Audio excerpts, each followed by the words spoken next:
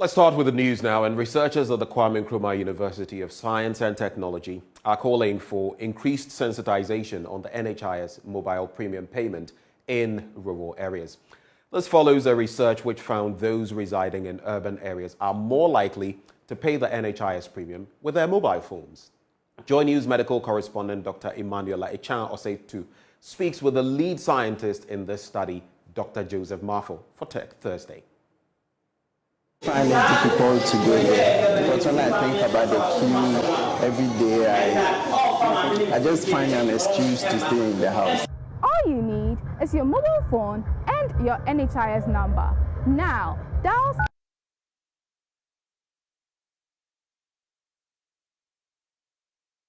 card, enter your 8-digit membership number, press send, follow the instructions for payment. Easy, right? The mobile renewal services takes away the time-wasting periods and other inconveniences one may face when going to the NHIS district offices for renewal. This study, therefore, sought to answer the question, who uses and what makes them use their mobile phones to pay and renew their NHIS premium. The research found those residing in urban areas, that is, the Kumasi metropolis, more likely to pay the NHIS premium with the mobile phone. At the end of the research, we found out that a lot of people were ready to embrace the technology that's paying NHIS premium with mobile phone. So, and we realized that looking at the socioeconomic status of those in the informal sector, we thought it wise that then if such a system is to be implemented and the main tool for implementing this system is mobile phone, then mobile phones should be made affordable so that the ordinary member in the informal sector of the economy can afford it and use it to pay the NHIS premium. Yes, in the study we found that the urban dwellers are more likely to pay by mobile phone when it comes to paying premium and national health insurance premium. So basically that's what we found, that urban dwellers are more likely to pay national health insurance premium through mobile phones than those living in the rural areas. The reason being that the offices of the NHIS are more overcrowded in the urban areas than in rural areas. So if such a system whereby it will reduce these numbers that go to the offices of the NHIS in the urban areas to pay or register with their national health insurance. Reporting for JoyNews, I am Dr. Emanuela Echan-Oseitu. We go to Kumasi, where the children's park, abandoned and neglected for years, has become a transit point for criminals in the Kumasi metropolis. Situated in the very center of the city, the area has turned into a hideout for many criminals who rob and sometimes injure unsuspecting victims. Mentally challenged persons and squatters have also taken over the place. Nanaya Aljima visited the area and has come through with this report.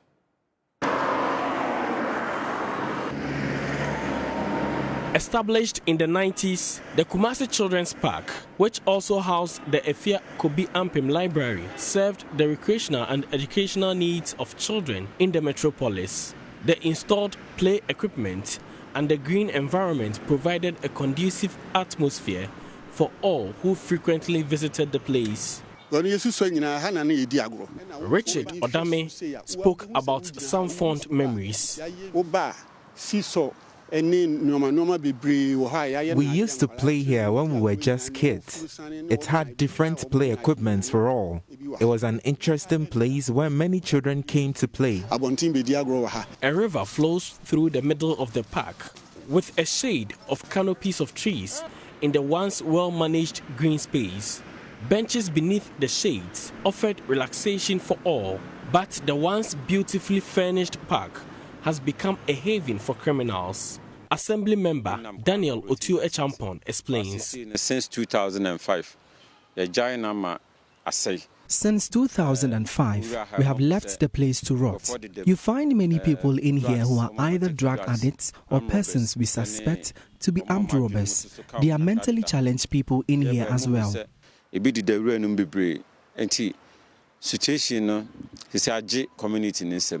The library, which sits in the middle of the park, is now home for squatters. Many in Kumasi avoid the children's park and its environs at night due to high crime in the area.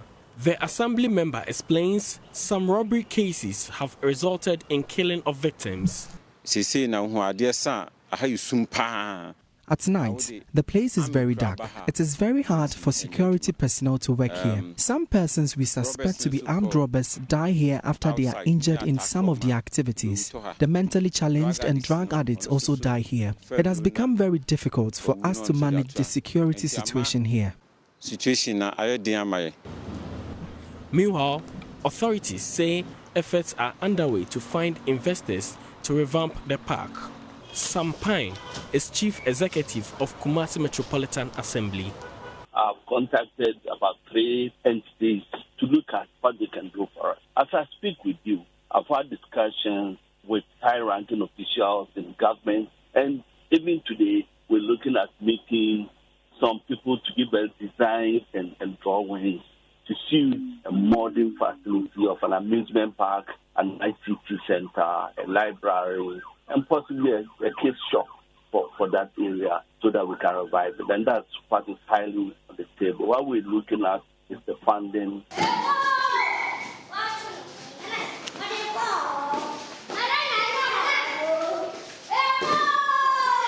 So this particular structure has been converted into a football pitch by these young ones. From the look of things, if necessary steps are not taken to ensure that this place is redeveloped, as the children are calling for, these ones will be the remnants of the children's park. For JoyNews, Nanaya Ojima, Kumasi. Let's now talk about how Ghana is taking steps to be self-sufficient in the management of its resources. It has sponsored about 80 Ghanaian teachers to study engineering courses at the Northern Alberta Institute of Technology, Canada, in order to enhance their skills and impact other Ghanaians. President Akufo-Addo urged the beneficiaries to work hard in order to help Ghana attain its goal. The news, which is very encouraging, is the steps that we're taking with the leadership of the Ministry of Energy and the Petroleum Commission, as much as possible to be self-sufficient in the management of our national resources. It is a key aspect of being able to reach the Ghana Beyond Aid target. These resources which we have offshore, onshore, are managed and developed by us. And that we don't have to depend on foreign expertise and foreign capital to be able to do so. And of course, to attain that objective, the skills enhancement of Ghanaians in the industry is absolutely critical. And that's where you come in. My understanding is that you're going to come back, teach in the various technical institutes, and thereby create more and more and more people like yourselves. That can only be good to the benefit of our country. And all of us are aware about what is happening in the wider world, where lots of people are trying to suppress the exploitation of our hydrocarbon resources, want to pull out both men, people, as well as capital from countries like our own. And that, therefore, if we're really going to develop these resources, we can no longer count on them. We have to count on ourselves. That's why the initiatives that are being taken in the sector, at the level of GNPC, in trying to develop greater capacity to be able to be an operator of fields, and then at your level, enhancing the skills of Ghanaians, the technical aspects of the industry are conjoined, they are part and parcel of the same process, And they're absolutely essential. Where you're going, it's not going to be easy for you, but you understand the responsibilities that you have. You're part of a nation-building exercise. And if, God willing, we succeed in developing our country and bringing prosperity to it, you will have a very, very, very coveted place in that narrative and that story.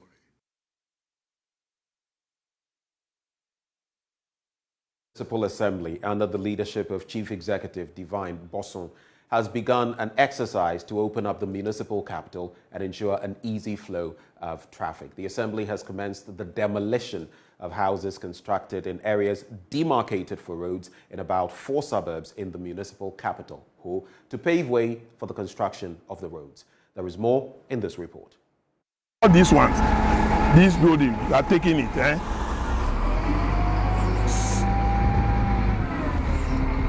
The demolition exercise began in the Dokpokope community of the Volta regional capital of Ho.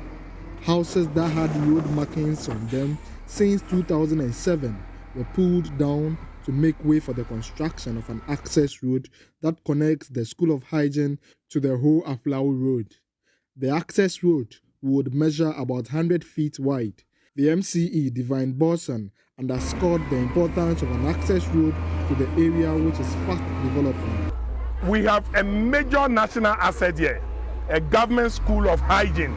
We have a whole community here, and the place needs to be open. Yes, Rome cannot be built in one day, and assembly cannot just come today by pulling down the structures and start constructing first-class road. We will go back onto the drawing board, make budgetary allocation for it, plan with my planning department and the whole management of the assembly, and we'll fix it. We are in to fix, and that's what we are doing.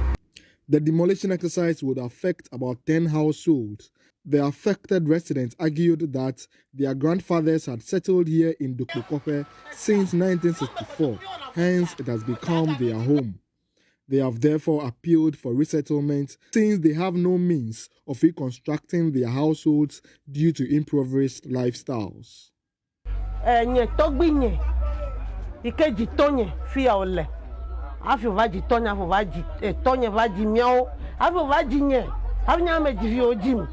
Government va apply for school. I can't vote. Do I vote? I vote. Nemia I have me vote namia. Enua. For enua. Be me va me ba ko friko. Mi ajo. Mi amia no yame. Fika mi ano. For enyo na wa. For me kuma lo bi enua. Enyo na wa. Me va gba ba ko mi ajo. I have see the autonomy o. Kake ekulilo yo. Akpa. The demolition exercise was also done at Toviaji to connect Adehenu Street to the Dome Market Road. A new road has also been opened behind the Ho Sports Stadium to connect Living Spring to the Miracle Life Clinic Road. Major work is being undertaken to open up the Atachi Street to serve as a bypass and connect the Some Down Main Road. Over 5 structures are earmarked to be demolished during the exercise. The whole MCE, Mr. Bosson, said the Assembly would engage the affected residents and map out a resettlement plan for them. That is another case. If there is anything, they should come to the table. I am always ready. As you can see, the community was ready before we even came. However, road users and residents have lauded the initiative and hopes it would be extended to other parts of the municipality. Fred Kwame Asari, Joy News, Ho.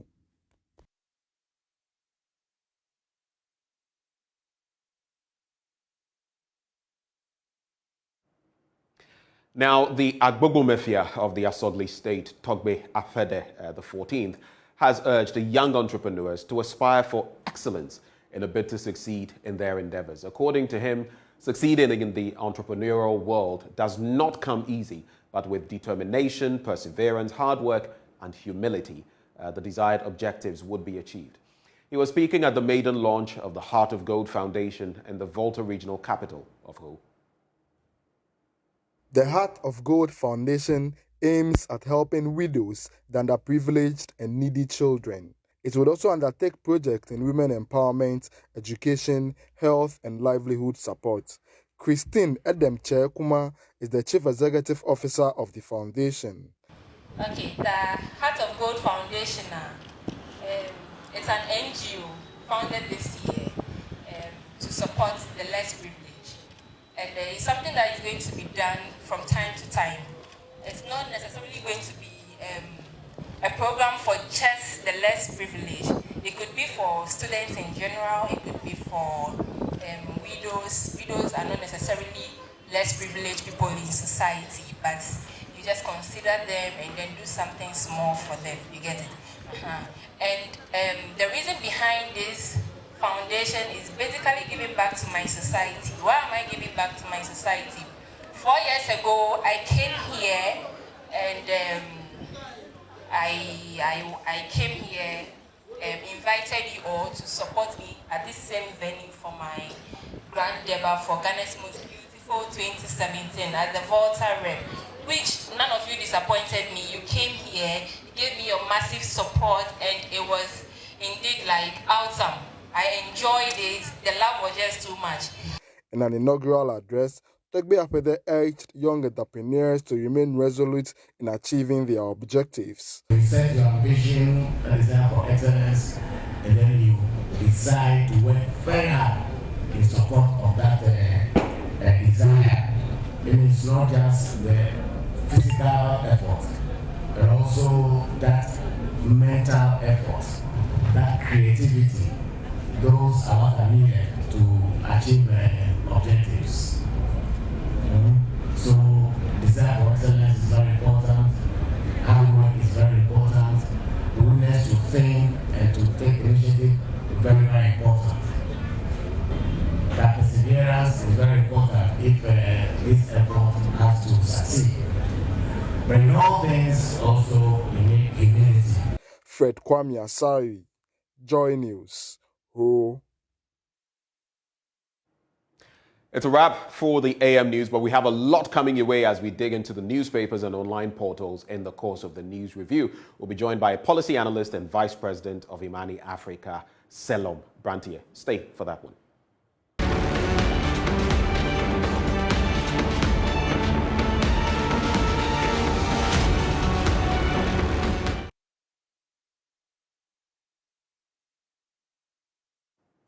Thank you for staying with us. Time now for us to get into the major stories in the papers and beyond. And like I indicated, I'm going to be joined. In fact, I am joined by Selom Brantier, policy analyst and vice president with Imani Africa.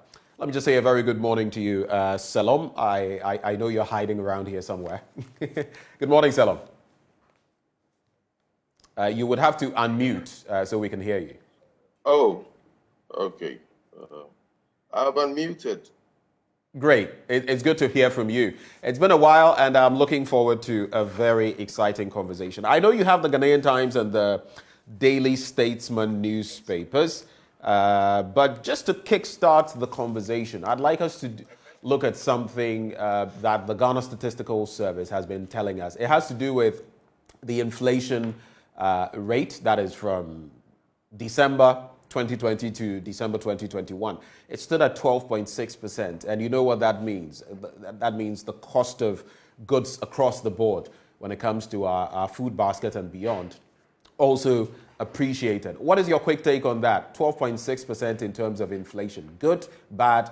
What should we be looking at in 2022? I think 12.6 is higher than what we have been used to in recent times. I think over the past couple of years or so, it has been hovering somewhere around 10%. So a jump to 12.6 might be really problematic, especially with the fact that when it comes to food, food is one of the biggest expenditures in the household. Every average household spends more on food and possibly transport than most other things. And so the fact that we have reached this point, especially when fuel prices have also risen, it means that the average cost of living of a household has increased and incomes have not increased. So I don't think there are a lot of happy Ghanaians out there.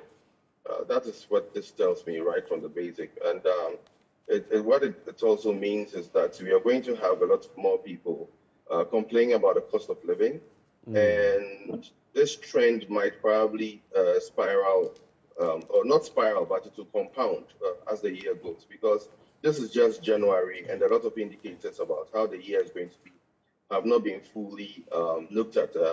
We haven't considered food production over the course of the year.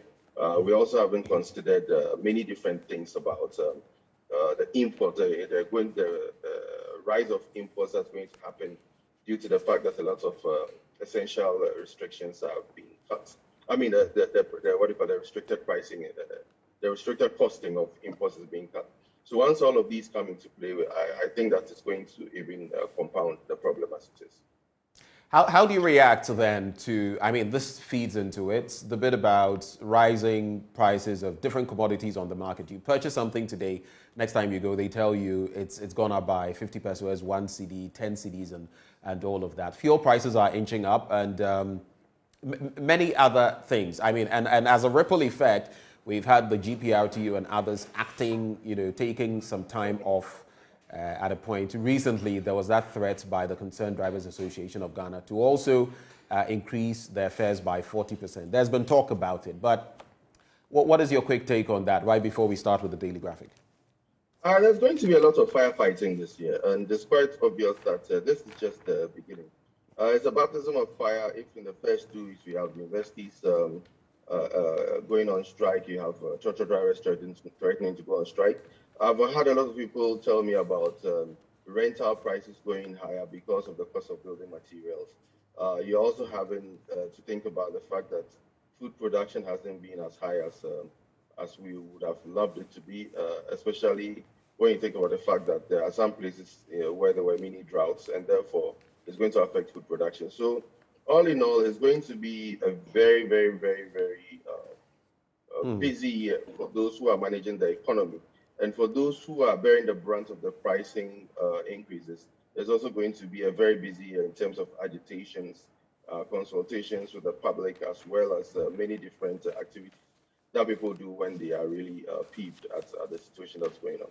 So I expect it to be a very rough and tumble year for those who are managing the economy, because they'll have to explain for a lot of things.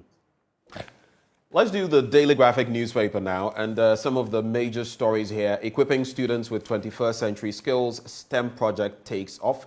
And the president yesterday cut the sod for the construction of the Accra Science, Technology, Engineering and Mathematics Academy as part of the transformation agenda to provide students with 21st century skills and hands-on knowledge. We're talking 20 STEM centers. Now, apart from the academies, the government has also commenced the development of 20 STEM centers and 10 model STEM SHS buildings or facilities across the country, which are at various stages of completion, with some of them becoming operational this year.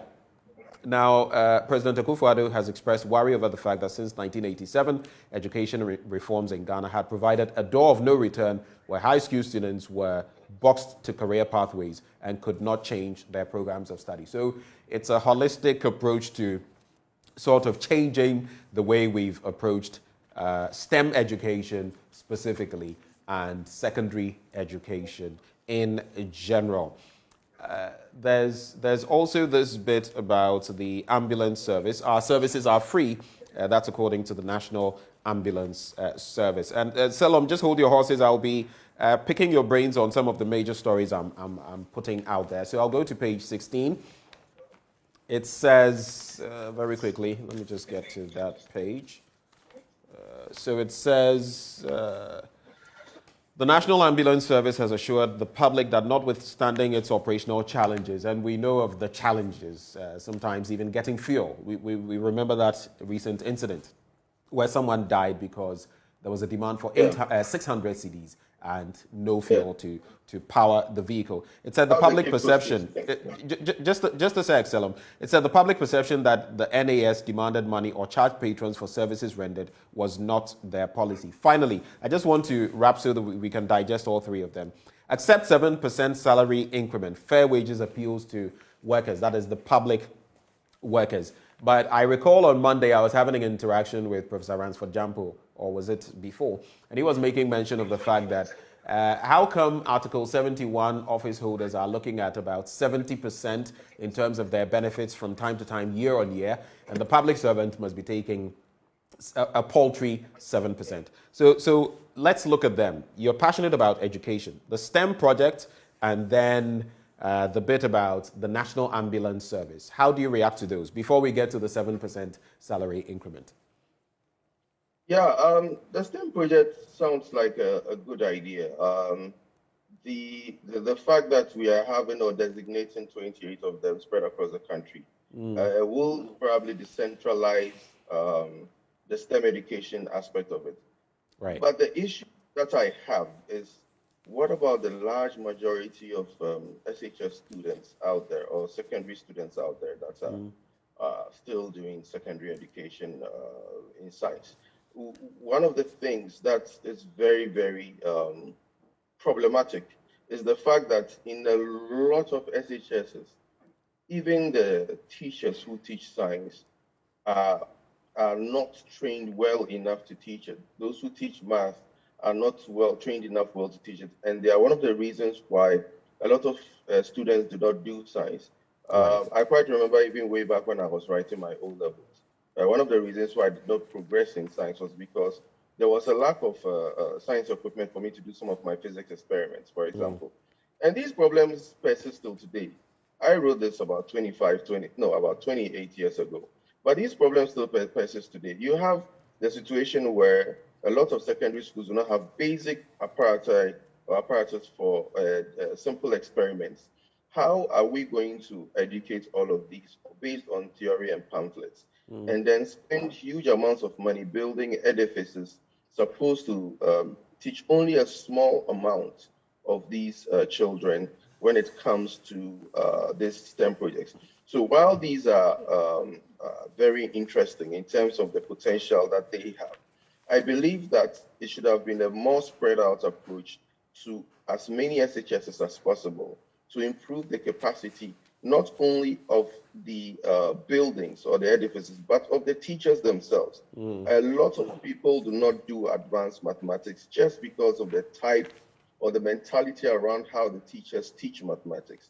I think if we really want a STEM revolution, we must look at the instructors, the caliber of instructors that we have in our basic, JHS and SHS institutions across the country. We have to equip them with the right skills and the right tools for them to be able to even teach and motivate the children, because that is where it starts. Without that mentality that they are curious enough or they can do certain things, or without tweaking the curriculum to localize it such that we can do experiments, even with the little things around us, the basic curiosity will not be there for them to even be able to explore and do things that are even more complex, more advanced.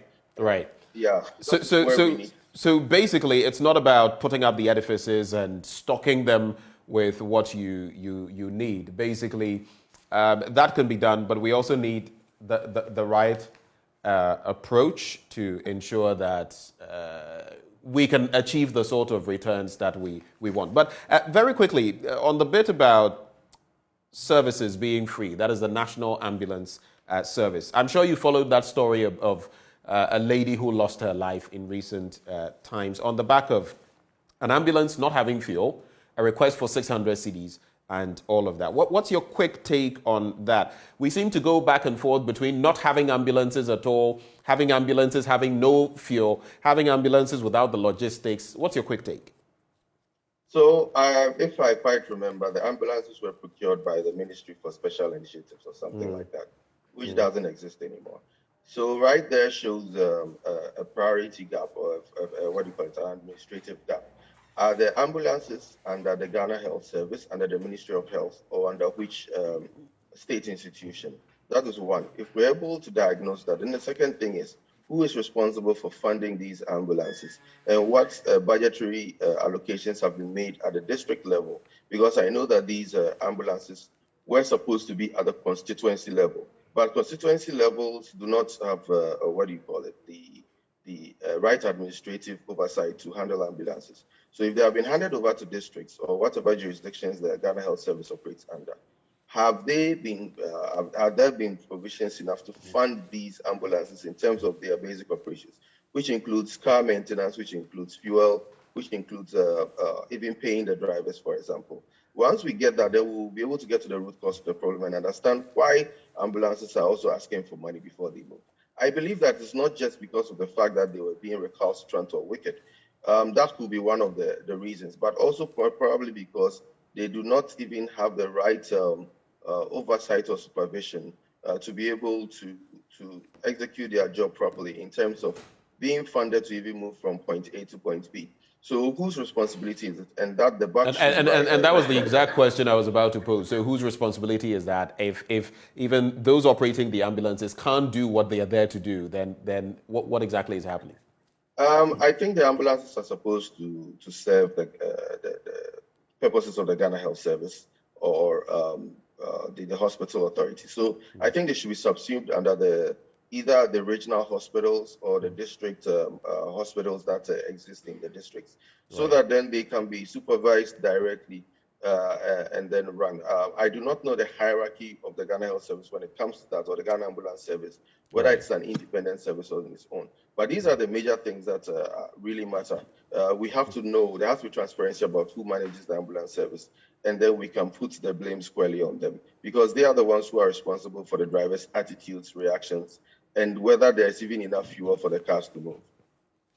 Finally, from the Daily Graphic, and we have to move on quickly to other papers, but a 7% salary increment. I mean, we've heard SNITs come to say that they are also increasing their payments by 10%. And people have complained about that. We interacted with people who said, no, they were expecting something around at least 25%, 30%, 40%. Here we are with the increment of wages for public workers, according to the Fair Wages Commission. And they are saying it's 7%. How do you react to that? Especially considering what I started with you, having to do with the fact that, you know, inflation has gone up over the past year, 12.6%. And public salary workers are only going to get a 7% increment. What's your take? Quick one. Well, a lot of workers are going to be disappointed. I don't know whether the tax... Selom, are you disappointed? Are you disappointed? Well, I am disappointed. My spouse is a government worker, so I am disappointed. I would have wished he had more money.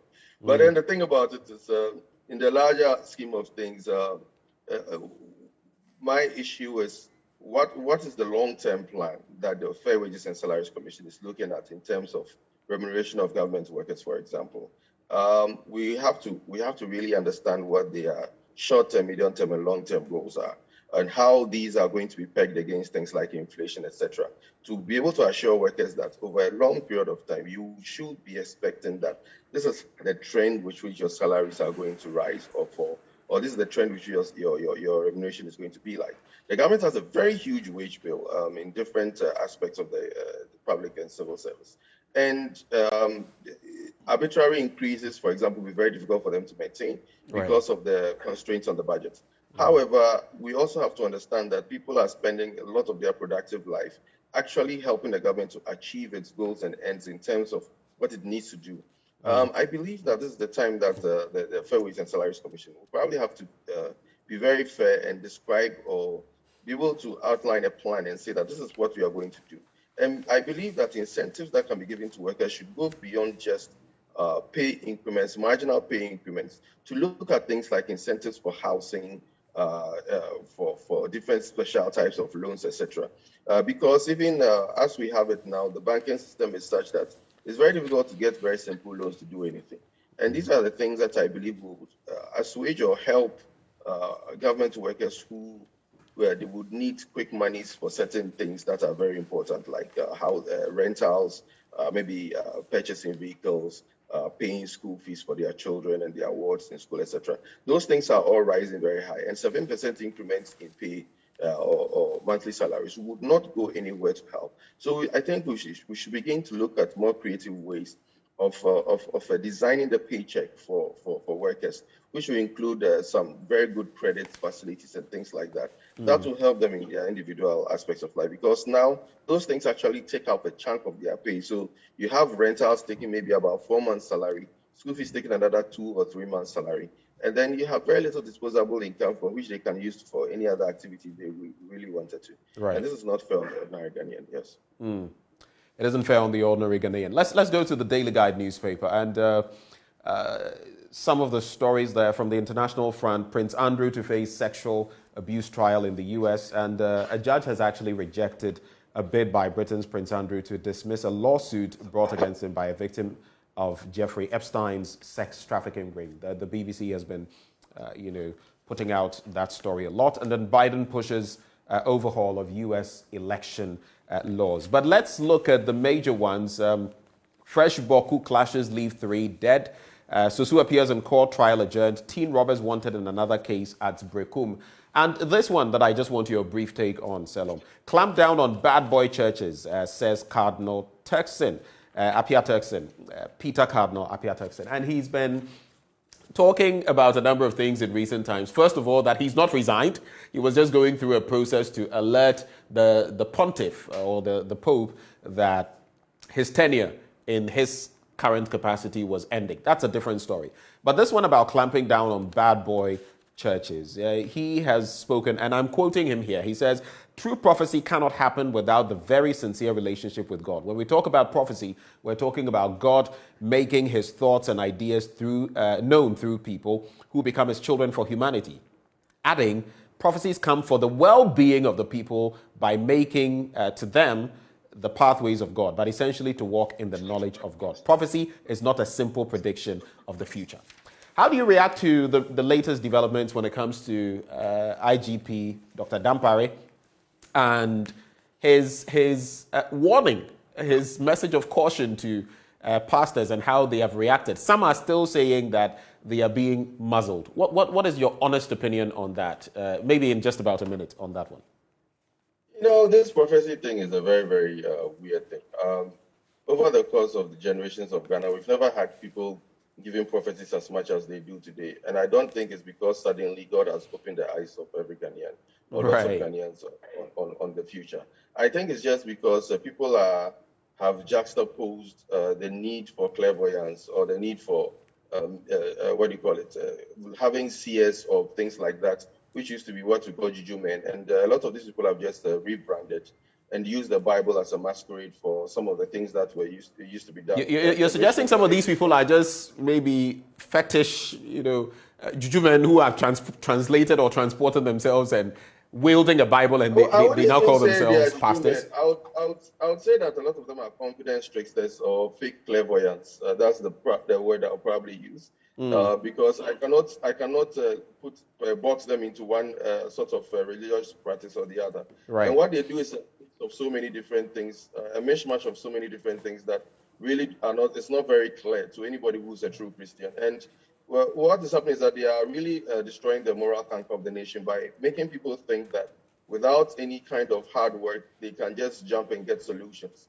And it's affecting the national psyche because everybody thinks that you can just get up, go see someone, and then suddenly all your problems will be solved. Well, the world doesn't work that way. So I side with the cardinal on that. Okay, all right. Let's get into the Ghanaian Times newspaper. And this one gets interesting because this is something you've been talking about. Subscribers appeal for extension of SIM card registration deadline. The other stories are funneling through, stories we've been doing over time and stories captured in other papers. So I'll not go to them. I'll just go straight to that one.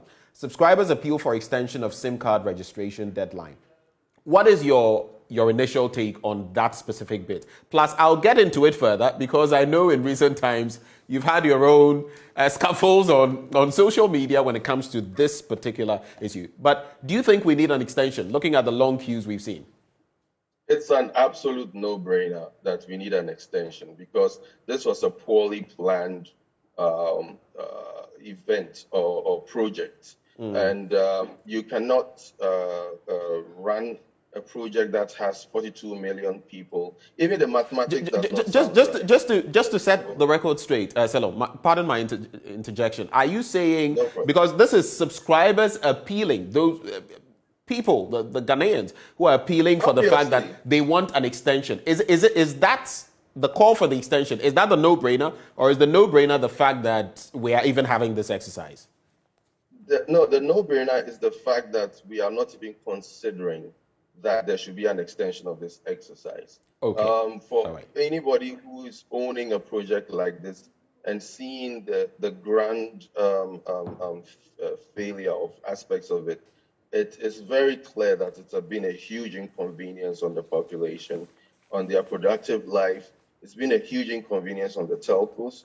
It's been a huge inconvenience for everyone concerned, even the NIA itself, because it has been overburdened and overpressured with so many people requiring ID cards, and they are always going on a 2-week hiatus every month. I think consistently for the past 3 or 4 months, they always shut down for about a week or two. You cannot run an exercise that has so many dependencies, so many different, cogs or wheels, or so many moving parts in a way that is barely coordinated with any kind of approach or strategy that works, apart from boxing them within a particular timeline and thinking that everybody will comply to it. The world is not as simple as it was maybe 100 years ago, where you could just corral everybody into queues. There are lots of people doing so many different things, some very important to the economy, and then you cannot just force them into line like that. It is absolutely unfair to the Ghanaian that they have gone through this. And in the right situation, those who instigated this should have been apologizing to the nation. You're talking about the Communications Ministry, the NCA. They should be apologizing to Ghanaians? Those who planned this should be apologizing to Ghanaians. You are talking about people as old as 80, 85 having to go join queues for 3 or 4 hours. I mean, they should put themselves in the shoes of these people and think whether it is fair for people to travel very early in the morning from one place to another, queue, spend so much time during the day queuing, and then having to sit through software that was not working efficiently or well enough, and then having to queue, even sometimes running through the process for 20 minutes through a lot of false starts. I mean, it's very painful if you have to go through a process like that. And it does not invest trust in the people, even in the process at all. So at the end of the day, what are you trying to achieve if even the people are being subjected to so much inconvenience they do not trust the process? These are questions that you should, any policymaker should have looked at in terms of the potential risk of the exercise. Facing in an exercise like this should have taken about 18 months, where you would have had different aspects of the data planning of this exercise done, and then there'll be a phase 1 or a phase 2 or a phase 3, where you look at what you can synchronize and put together in terms of sanitizing the data, and then moving on to a phase where those who did not have their data right will be prompted to come through, and then possibly some kind of appointment system done, because the registration centers are not infinite, they are finite. And these registration centers also provide other functions, other core functions for the network operators themselves. And they did not build those operation centers just to register SIM cards. They do so many other things there, support so many other crucial activities, which are very crucial to the same economy where you want to get e-levies from. So if that is the case, then you should be able to respect everybody involved and not just corral them into doing something that's going to inconvenience everyone. Yeah. So to cap off that conversation, you've also been sharing your thoughts in recent times on this bit, even the app that was being used for the re-registration and all that. I note that the managing director for the Accra Digital Center, Kofi Ofosun Kansa, has been reacting to you. He's talking about the fact that you should note that government has not signed any contracts with the app developer. The app is coming at no cost to government, and that basically you didn't have your facts right. Do you still have an issue in terms of the application they are using? It's been updated. Do you still have an issue with the app that the telcos are using? Well, if I had not blown the whistle on a lot of these things, for example, we still would have had very egregious I don't know what word to use, planning of this app. As of now, I do not know who is handling it, but it looks like it has now been thrown fully into the hands of the NCA. I've never even commented about the cost of the app, and I never did in any of my social media interactions. My problem was the fact that the app was inefficiently built. It did not serve the purpose for which it was served. Nobody has even been able to respond to me on the fact that for an app like this to be service purpose, it must be online all the time, or it must have a certain benchmark of performance. Right. Nobody responded to that. Nobody responded to the fact that the process by which the app was even taking these things and the devices, where it was not working on a lot of devices. Nobody has taken cognizance of the fact that around the time I published my piece on social media, out of 145 reviews on Google, on the Google Play Store, there were 141 complaints and only 3 comments that said that the app was working well. A lot of people were having issues with the app, and there was direct feedback that they should have worked on. And they could have even paused the whole exercise, retooled the app, and then brought it back with the full bang and said that this app is going to now work within the 6 minutes to 8 minute window that was required for such a system to work efficiently and capture user same subscriber data. But no, I was the one being told that the app people didn't have to pay for it, and a whole bunch of things that were just colored to create the impression that I was lying.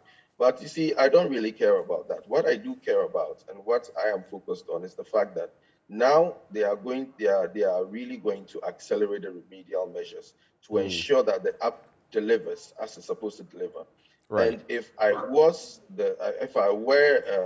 the people in charge of this project, I would actually publish those benchmarks and ask the public to give feedback on whether the benchmarks have been adhered to, so that there will be improvements of the app, or there will be a pause in the deployment of the SIM registration to ensure that this takes place. We also have to take in cognizance that there are third parties involved, some including the NIA, which are dependencies. And the dependency is something or a part of a project that is essential for the project to succeed. If that dependency is also suffering, then it means that the whole exercise needs to be rethought through or thought through again in terms of the end-to-end and where we need to actually fix the gaps. Now that you mentioned this, just your summary comments on this. Do you feel, looking at the problems, I mean, there are times when we've embarked on certain policy directions in this country and realized, this is not going so well. Let's take a breather. It happened with VAT. That's a prominent one. Do you feel we've got to the point where maybe the NCA, the Communications Ministry, and all that digitalization ministry, they should sit down and say, you know what, we're going to pause this for a while and put certain measures in place before we start again? Do you feel we should do that? I don't know what, in the terms of the egos of those who are running this whole exercise, is blocking them from saying that let's pause and then work on this. I don't know why this self-imposed or unilaterally, I'll use the word unilaterally imposed timeline of the end of March 2022 is such a beacon of project implementation that they are not even beginning at this point to announce a relaxation of some of these measures. It is very essential in a project like this that even whilst they got the design wrong, whilst they got the initial process flow wrong, whilst they got a lot of dependencies wrong, they could have just said that, okay, let's pause, let's work this out with the stakeholders in a way that will not inconvenience everybody concerned. And then let's roll it out for, let's say, from now to the end of the year in a more sustained approach. Because this thing, mind you, the major objective of this is to prevent fraud. Right. But when you have a situation where people are being coerced, and when I use the word coerce, I'm using it in the strongest terms of the word of the action.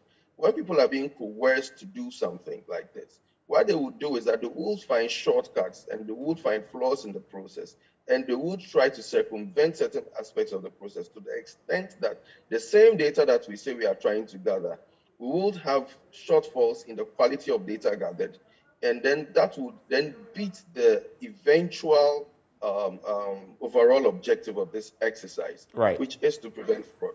And these are some of the things that are, for me, are no-brainers that the policymakers should know because of their extensive knowledge in this field and because of their extensive practice in this field. Why they are refusing to marry their knowledge to the actual practice on the ground and do what is optimal for the Ghanaian is what beats me and it baffles me I mean, it's very bizarre. I'd like to run these two issues by you. If you can address them both in 2 minutes, I'd be extremely grateful. The first issue is a vaccine mandate. And now, I mean, we've heard the health minister, Kukwa Menu, actually talk about the fact that the mandatory vaccination is non-negotiable. He was talking on state broadcaster GBC yesterday. And he says, and I quote him, if you're going to a public place and you are not vaccinated, those of us there too, we want protection. It is our right. So we don't want to entertain you there until you are vaccinated. That is what he says. On the other hand, we have the concerned doctors who are saying these vaccines, we are just playing the game into the hands of global pharmaceutical giants. And they talk about Vermont in the United States, for example, where over 70% of those who have passed in recent times, that is those who have died, so to speak, are those who were fully vaccinated and all of that. And they are saying that it's not necessarily the path we should be going down. The Ghana Medical Association has also reacted and said, no, don't listen to those doctors. What is your take on that? How do you digest this entire mix that we have? I think the overall objective of these vaccinations, etc., is to achieve what I think the scientists call herd immunity. We have to have immunity to the point where we are not vulnerable to the virus. Our business activities and our daily activities will not be subject to fears of the virus. In that direction, I think Ghana has actually even been one of the countries in Africa, on the continent, that have done well in terms of vaccinations. I don't have the latest figures, but I believe that we have done more than about maybe 2/3 of Africa in terms of vaccinating. I think the last time we heard, we had done over, 8-9 million? That was something that was touted out there. People have contested that, though. Yeah, I would believe that the number of doses that have been brought into the country should be somewhere around that figure. I think that it is the right call by the Ministry of Health. We need to be able to have people who are conducting their daily activities be sure that they would not catch the virus out of that. In a lot of countries, Hungary, etc., you have almost, even countries like Israel, you have almost the whole population of the country vaccinated. And the case of Vermont might be a unique one, but in all these other countries where mass vaccinations have taken place, South Korea, etc., you still have everything going on well and people going on well about their daily lives without any problems. So I believe that there's some of the conspiracy theories or some of the issues related to adverse effects of the vaccines really affect about 0.000001% of the population. And to consider that a lot of other vaccines are there that we take for childhood sex-killer diseases, for hepatitis B, as well as rabies, etc. I believe that this is the right direction to take. It is just one of those things where we've had to accelerate the process because we have a very, very infectious and a very, very unpredictable virus going around. Right. So, yeah, whilst a few people might have these fears, the general population should not be held prisoner by these fears. And people should go out and just vaccinate. Right, right. Well, I wanted to run the UTAG and CTAG strike by you, but it appears we've run out of time. So, Selom, I just want to say a very big thank you to you for joining us this morning. Watch us away, a policy analyst, Ampa. You've delved into the policies and different dimensions to them. Thank you so much, sir. Thank you very much. Have a great morning. Great. And that is Selom Brantier, who joined us for the news review this morning. Policy analyst and, of course, a vice president of Imani Africa. Well, do stay. Up next, we get into our big stories for the morning. And the first one will be a continuation from right here, the vaccine mandate, vaccinations, and what we should be doing moving forward. And we'll also talk about those 21st century STEM schools. Do stay. We'll be right back.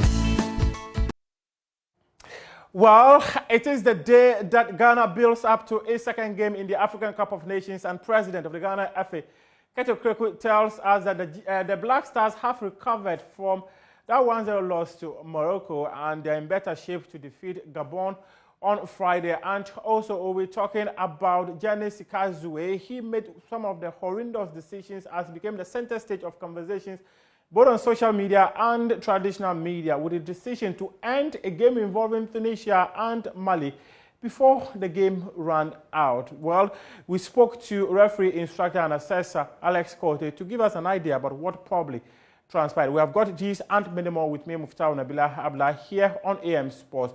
First, let's start with GFA President Ket Okreku, who has said that the Black Stars players have recovered from the 1-0 loss to Morocco, and they are in better shape to beat Gabon on Friday. According to him, despite the potential absence of skipper Andre Ayew, the players are in better condition, ready to compete. Well, first of all, let me say that we came here to be competitive. We came here to truly represent our dear country. And we came here to make ourselves proud.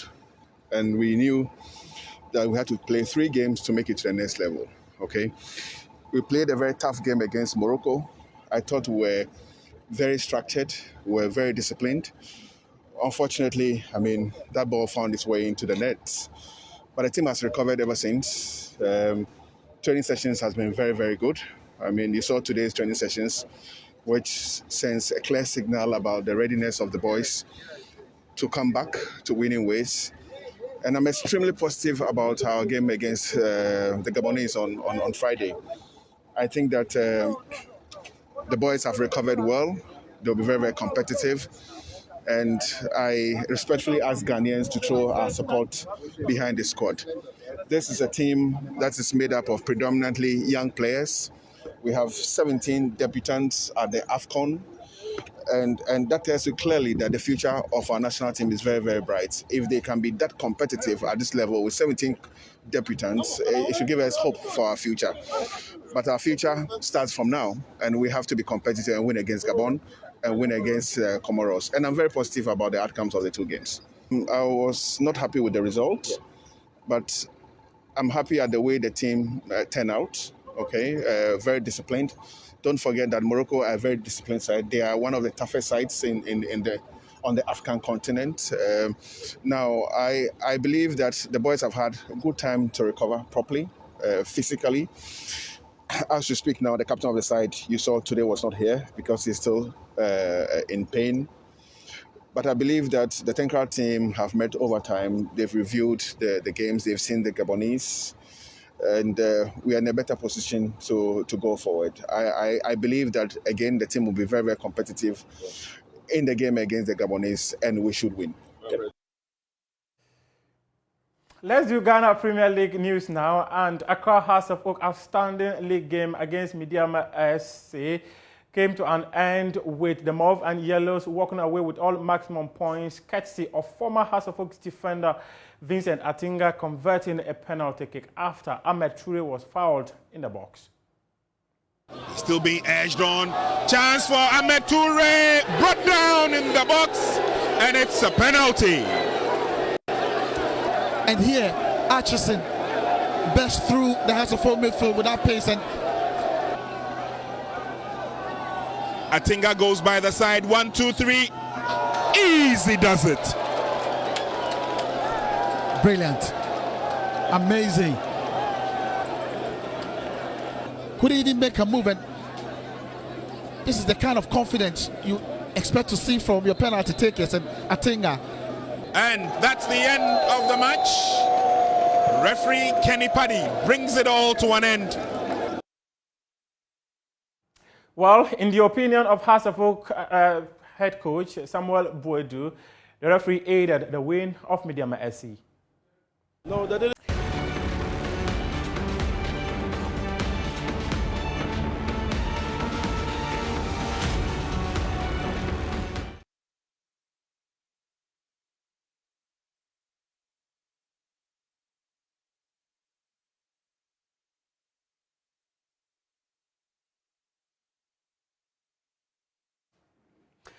And from sports, we get into our big stories. We start from the end of the COVID-19 pandemic. It's about ending all the talk over compulsory vaccinations and vaccine hesitancy. Joining the conversation, our guest, Dr. Kwame Sapong-Esiedu, CDD Research Fellow. We also have Dr. Fred Adomako-Boateng, Bono East Director of Health. We'll try to get a representative from maybe the health services to find out what they can also say in respect of this, the Ghana Medical Association as well. I'll start with you, Dr. Kwame Sapong-Esiedu, and it's good to have you. I love your staircase, by the way. Thank you, and thanks for having me. And good morning to your listeners as well.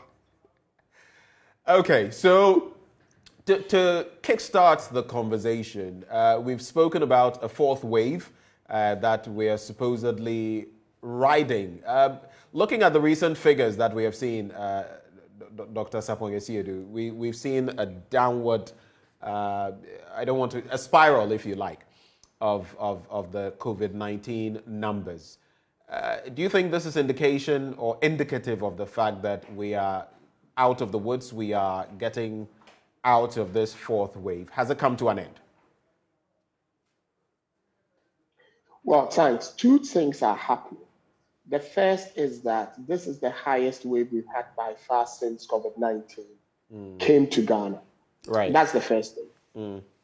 And so you would see that, like with any wave, you don't know you're past the wave until you're past it. It's very difficult to predict you at your peak because you go past it and there has to be what we call a 7-day trend in decline, which we still haven't.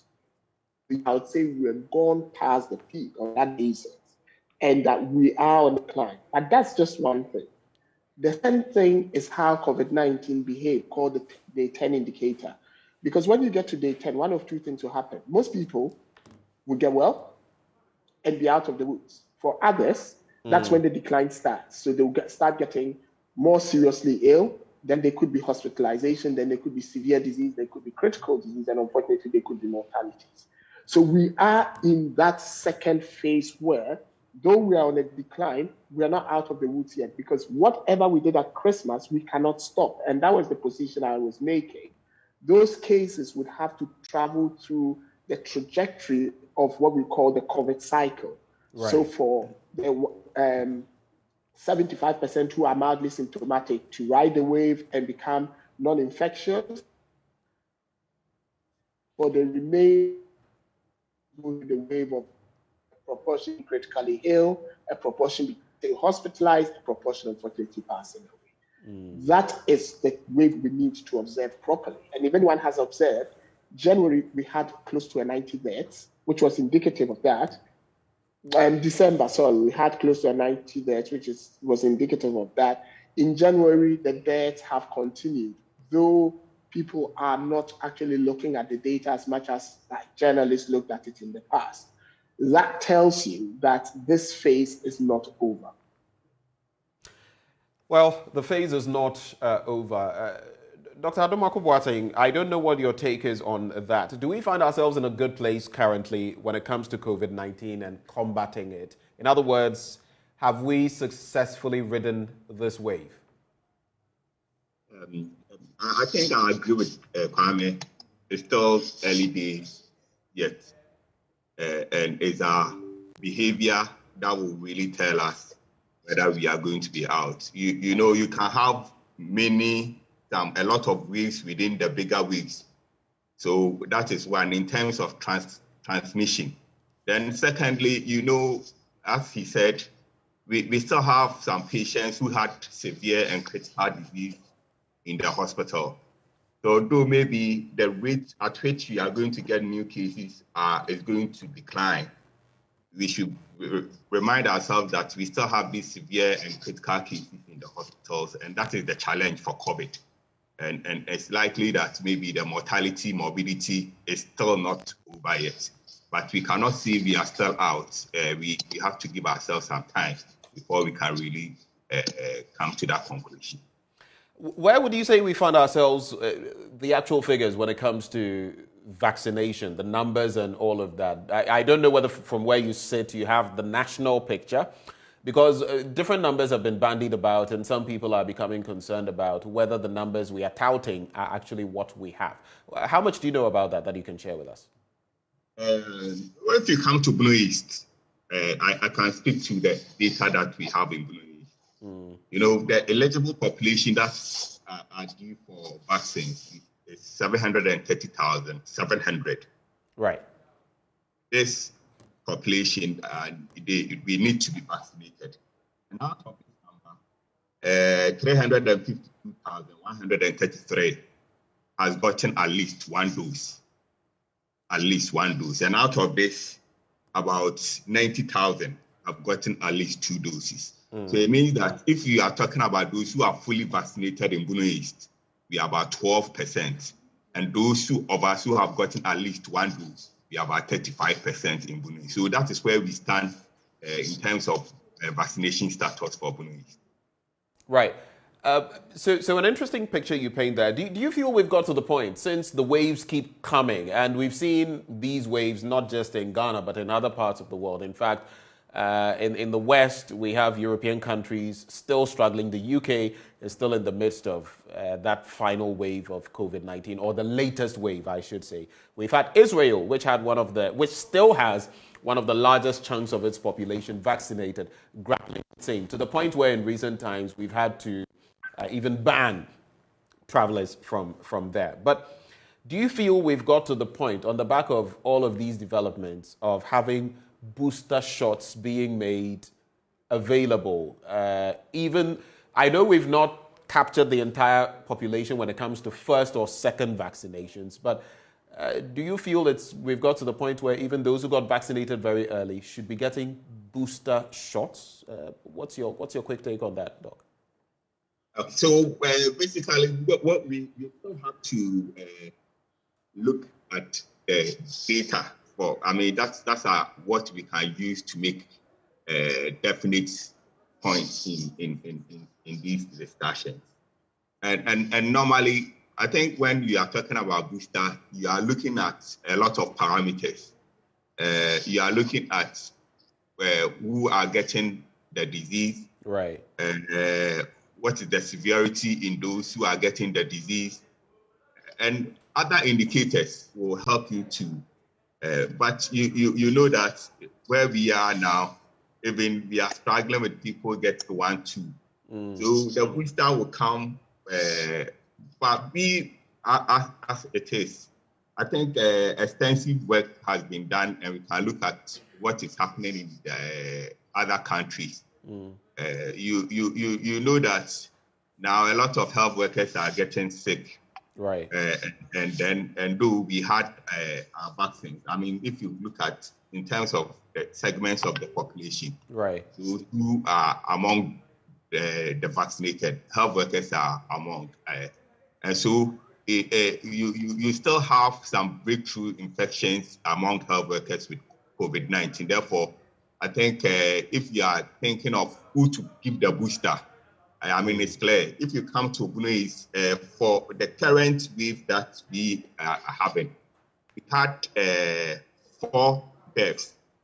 And out of these 4 deaths, none of them had even 1 dose. Okay, so as far as the Bono East region, your region is concerned, those who are getting severe cases, those who are passing on, are those who have had no vaccinations. But here's the other side. Here's the other side to the story.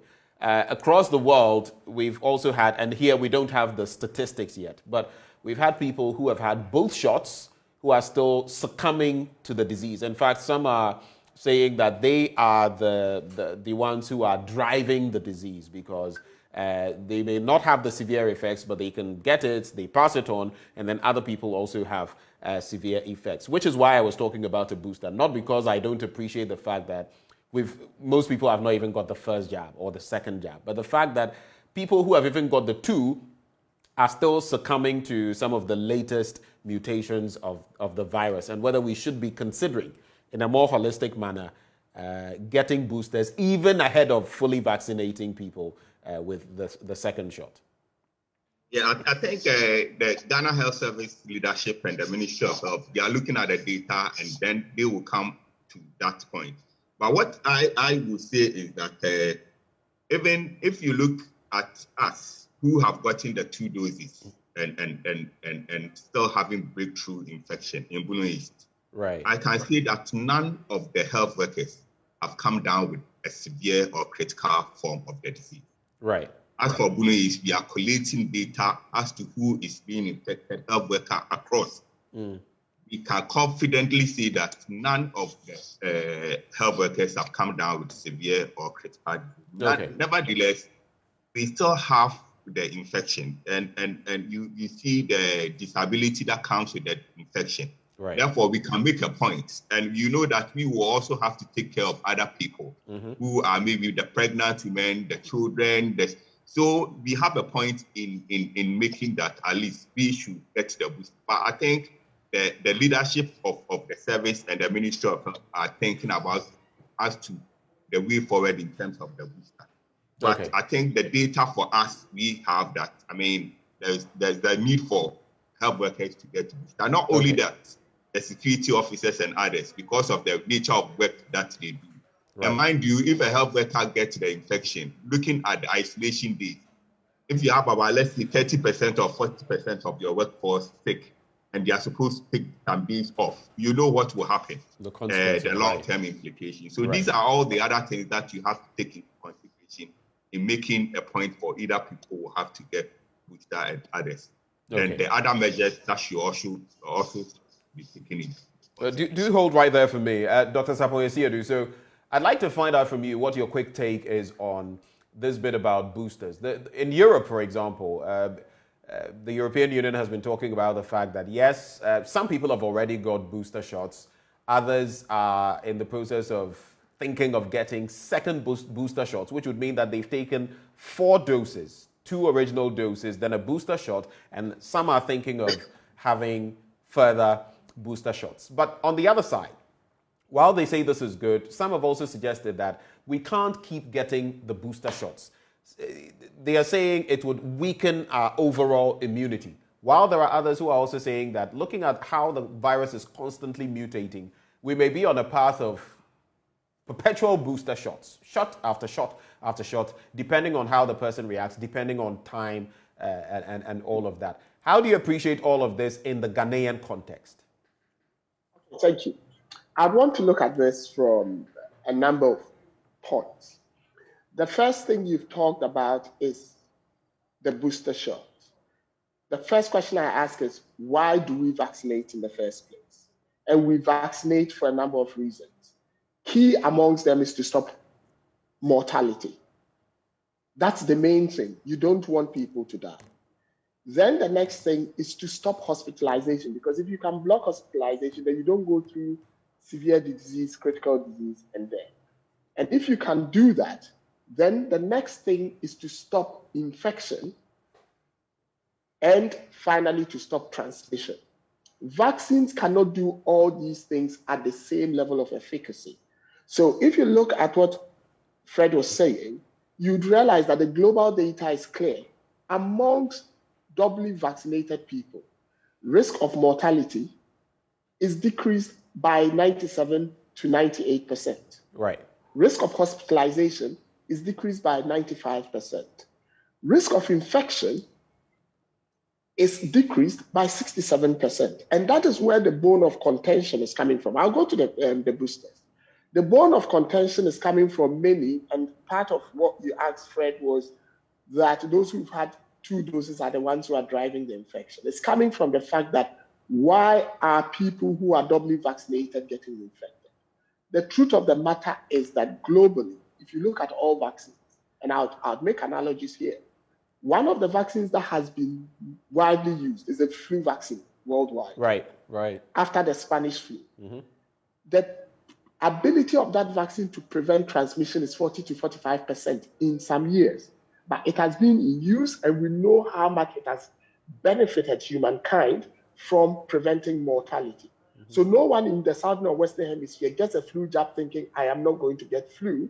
They get it knowing that if you get flu, you would get it mildly, and your chances of hospitalization and therefore overrunning the health system is reduced, because a part of the whole thing is what Fred was talking about. You are preventing your health system from being overrun in two ways, with cases and from the health professional getting ill. That is why the flu vaccine is being used. So if the COVID vaccine has a comparative efficacy against prevention of infection as the flu vaccine, the question I ask myself is, on what basis are we even having the argument that the COVID vaccine should not be in use? Because in actual fact, it has a higher percentage compared with the flu vaccine. That is one thing. Then that brings me to the booster shot. You have a flu vaccine annually. And there are some people who are 80 years who've had a flu vaccine every single year. And that is what has kept them alive, because they've got chronic diseases. People have multiple bypasses. Why? Because you're dealing with a virus, and viruses mutate. So if you look at the flu vaccine, you may have trivalent, which is 3 strains in one vaccine, or quadrivalent, which is 4 strains in one vaccine. That brings me to the COVID vaccine. We are getting mutants.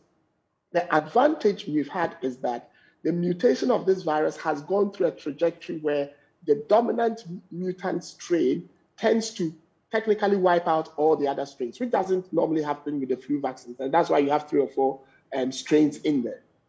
But with the COVID vaccine, when that happens, what it means is that with like the Omicron, you have what we call immune escape, which then means that the previous vaccines that were developed using the previous known strains are not as effective, and therefore you have a booster. But when newer vaccines come on board, which are gleaned based on the strain of concern, which is the Omicron, you realize that the efficacy against preventing transmission and all that is also going to go up.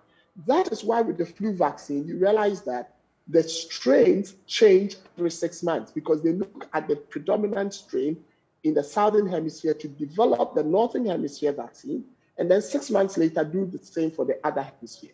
So to answer your question, based on that pharmacology of the virus and the development of vaccines, I see nothing wrong with us having perpetual booster shots, because it's actually been going on. And let me tell you, it's not even just with the flu vaccine. If you look at things like tetanus and other vaccines, they'll tell you after 10 years, you've got to have a booster. Who's complaining? It just depends on the microorganism you are dealing with. Unfortunately, viruses mutate quicker than other microorganisms. Let me ask you very quickly, Doc. So basically what you're saying, just to confirm, make clear, is the fact that we could have a situation where year on year, for some people it could even be 6 months, 8 months, we have to keep on taking the jabs as this virus, COVID-19, keeps mutating. But mind you, the other aspect of what I said was that some scientists also say this could weaken our immune system overall.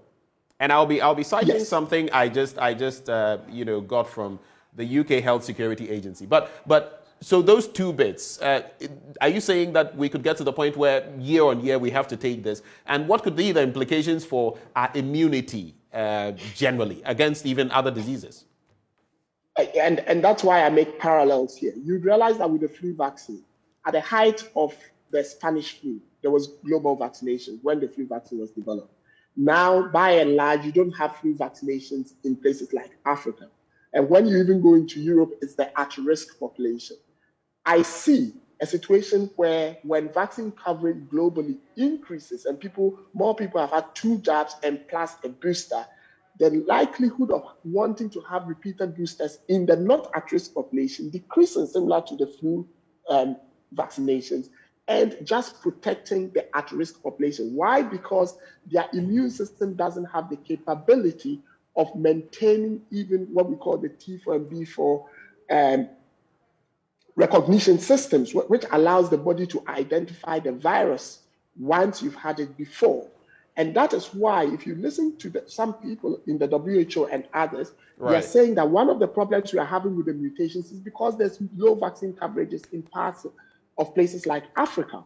That is what we should concentrate on if we want to break that cycle and the risk to our immune system. At the moment, we cannot have the immune system conversation when we have disproportionate vaccine coverage. Just as Fred said, even in the Bono East region, you can see that there are fully vaccinated numbers are very, very low. And that is what we should focus on. If we drive those up, then those risks will go away. Until we do that, I'm sorry, we are not out of the woods yet. Right. I'll get the specific information I'm looking for from this report I was citing. It actually is the UK's Health Security Agency, the Week 42 report on COVID-19 vaccine surveillance. And I'll just pick something. I'm looking for that specific piece. But let me come to Dr. Fred Adomako Boateng. So your reaction, maybe, I'm sure you might have some reaction to what I've been putting to Dr. Sapong Asiedu. And what is the way forward for your region now that, of course, there's a shortfall? When are you looking to attain your targets in terms of vaccination levels? Are you looking at what? How many months are you looking at to achieve those targets? So we've put in some mechanisms. In fact, Monday, we had a virtual meeting with all the medical directors and all the district directors. And one of the main strategies that we are going to use is to increase the number of teams. That is one. And the second low-hanging fruit that we saw that we are not using is that at least we should have a static vaccination sites at all the facilities, so hospitals, health centers, where we have a lot of maybe caregivers coming and other members, population coming, that if they are not vaccinated, they will be have the opportunity to be vaccinated.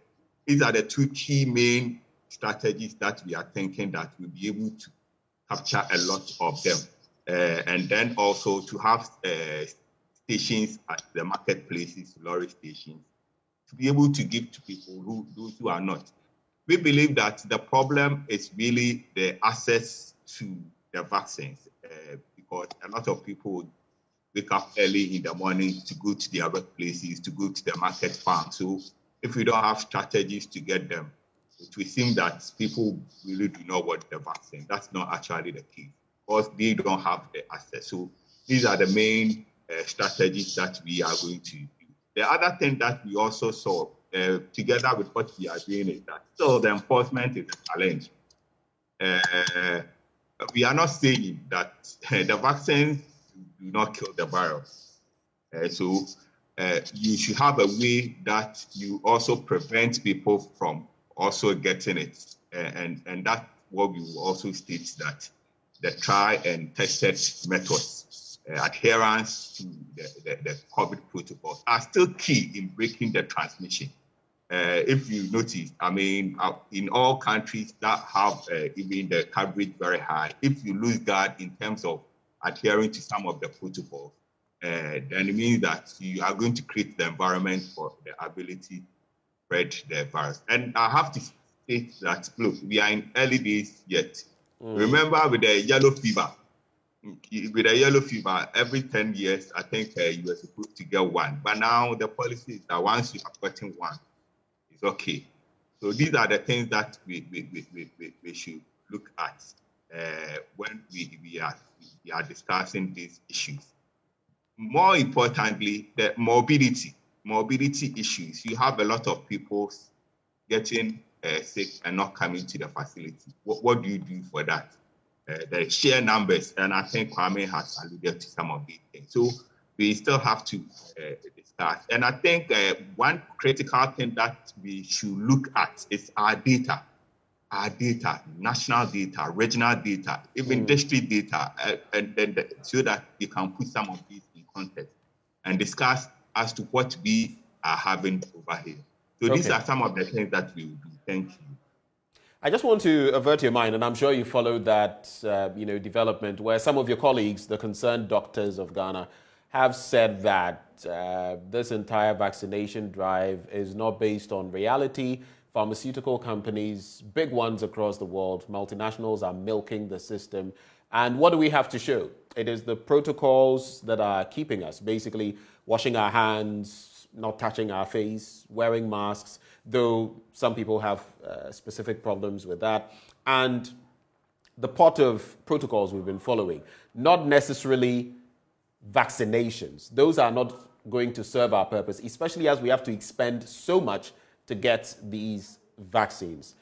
The Ghana Medical Association has responded to that, but don't you feel the doctors also make a crucial point in what they are saying? We can't keep up like this, can we? Oh, if you reach, I think once it's a group of doctors that have come out, we just have to refer to their body, the GMA, what the GMA has stated. But some of the allegations, I think the big pharma, the tactics, I wouldn't want to go in there. I'm a scientist, and then I need figures and what the figures are saying. And globally, I mean, medicine is informed by evidence in terms of trials, random clinical trials. So they base just so you don't paint the picture that they are not providing any evidence, so to speak. At least they have their own categorization of evidence. They say what we see, the trajectory in other countries. Why, for example, have we banned travel from Israel? Okay, Israel has one of the best vaccination rates across the world, but they are currently grappling with another wave of COVID-19. They are struggling with it to the point where Ghana has banned, travel from Israel to this country. They are talking about the fact, and I just have to repeat this, that in the American state of Vermont, of course, maybe they cite one, there could be others. When you look at those who are getting infected and passing on in recent times, 79% or so of them are actually those who are taken 2 doses. This is not to create a negative picture of the vaccines, but we need a holistic conversation on it to know what they are saying. Is it real? Is it just a segregated group? Can we take that minuscule information they are giving and spread it across the board? Those are the questions. When it comes to causality, it's not an easy task to really talk about association. The mode of which you make that convincing conclusion should go through some rigorous scientific research. Right. I mean, this is an allegation. Until you put in mechanisms really to test this association and causality, it will be difficult for us to go. It's an observation that maybe they are saying and they are making. So that is what I will say, that assigning association and causality, we have a tried and tested ways of going there. There are a lot of parameters that you will have to look at. There are a lot of cohorting that you have to do, a lot of stratification that you have to look at. I think we have to wait for that to be done before maybe we start making. And for all that, maybe the way that you go about even arriving at that conclusion in one work will be different from others. So I think based on what we have, I can really talk to the figures that I have now. In fact, the figures that I have even given to you and we have looked at mild diseases in people who are vaccinated and those who are not. We term it a relative risk, and it's a crude way of analyzing that because we have not been able to stratify in terms of age, sex, and all those. Right. So on that basis, I mean, I cannot stand and then based on those observations make a convincing conclusion. And that's what I would say, that look, science is evolving. We know the tried and tested methods that we know, but that our behavior has been driving the infections more than others. So these are all things that we have to look and address it holistically. Right. And that is the point I will make, that look, for what we are seeing in terms of severe disease, critical disease, people coming for admissions, the vaccines have reduced that for us in News. At least we have the figures that we can attest to. That one, I can be firm to state that.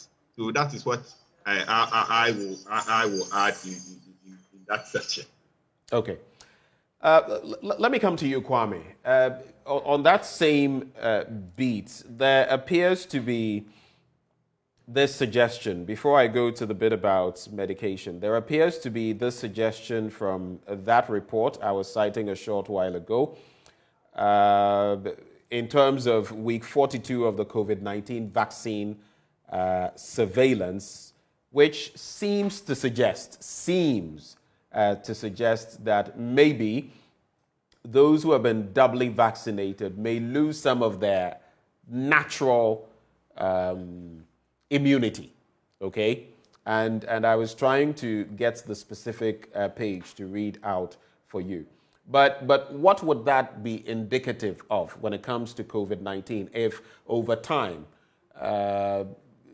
several uses of the vaccine provide some weaknesses in our immune system? What could that mean if this over time proves true? What could that mean? Well, I have the week 42 report, and I actually have week 1 of 2022. I did share it with your producer yesterday because I was going to refer to those reports. What week 42 says is that when you've had a second dose, over time, your protection wanes. That is where the booster conversation started from.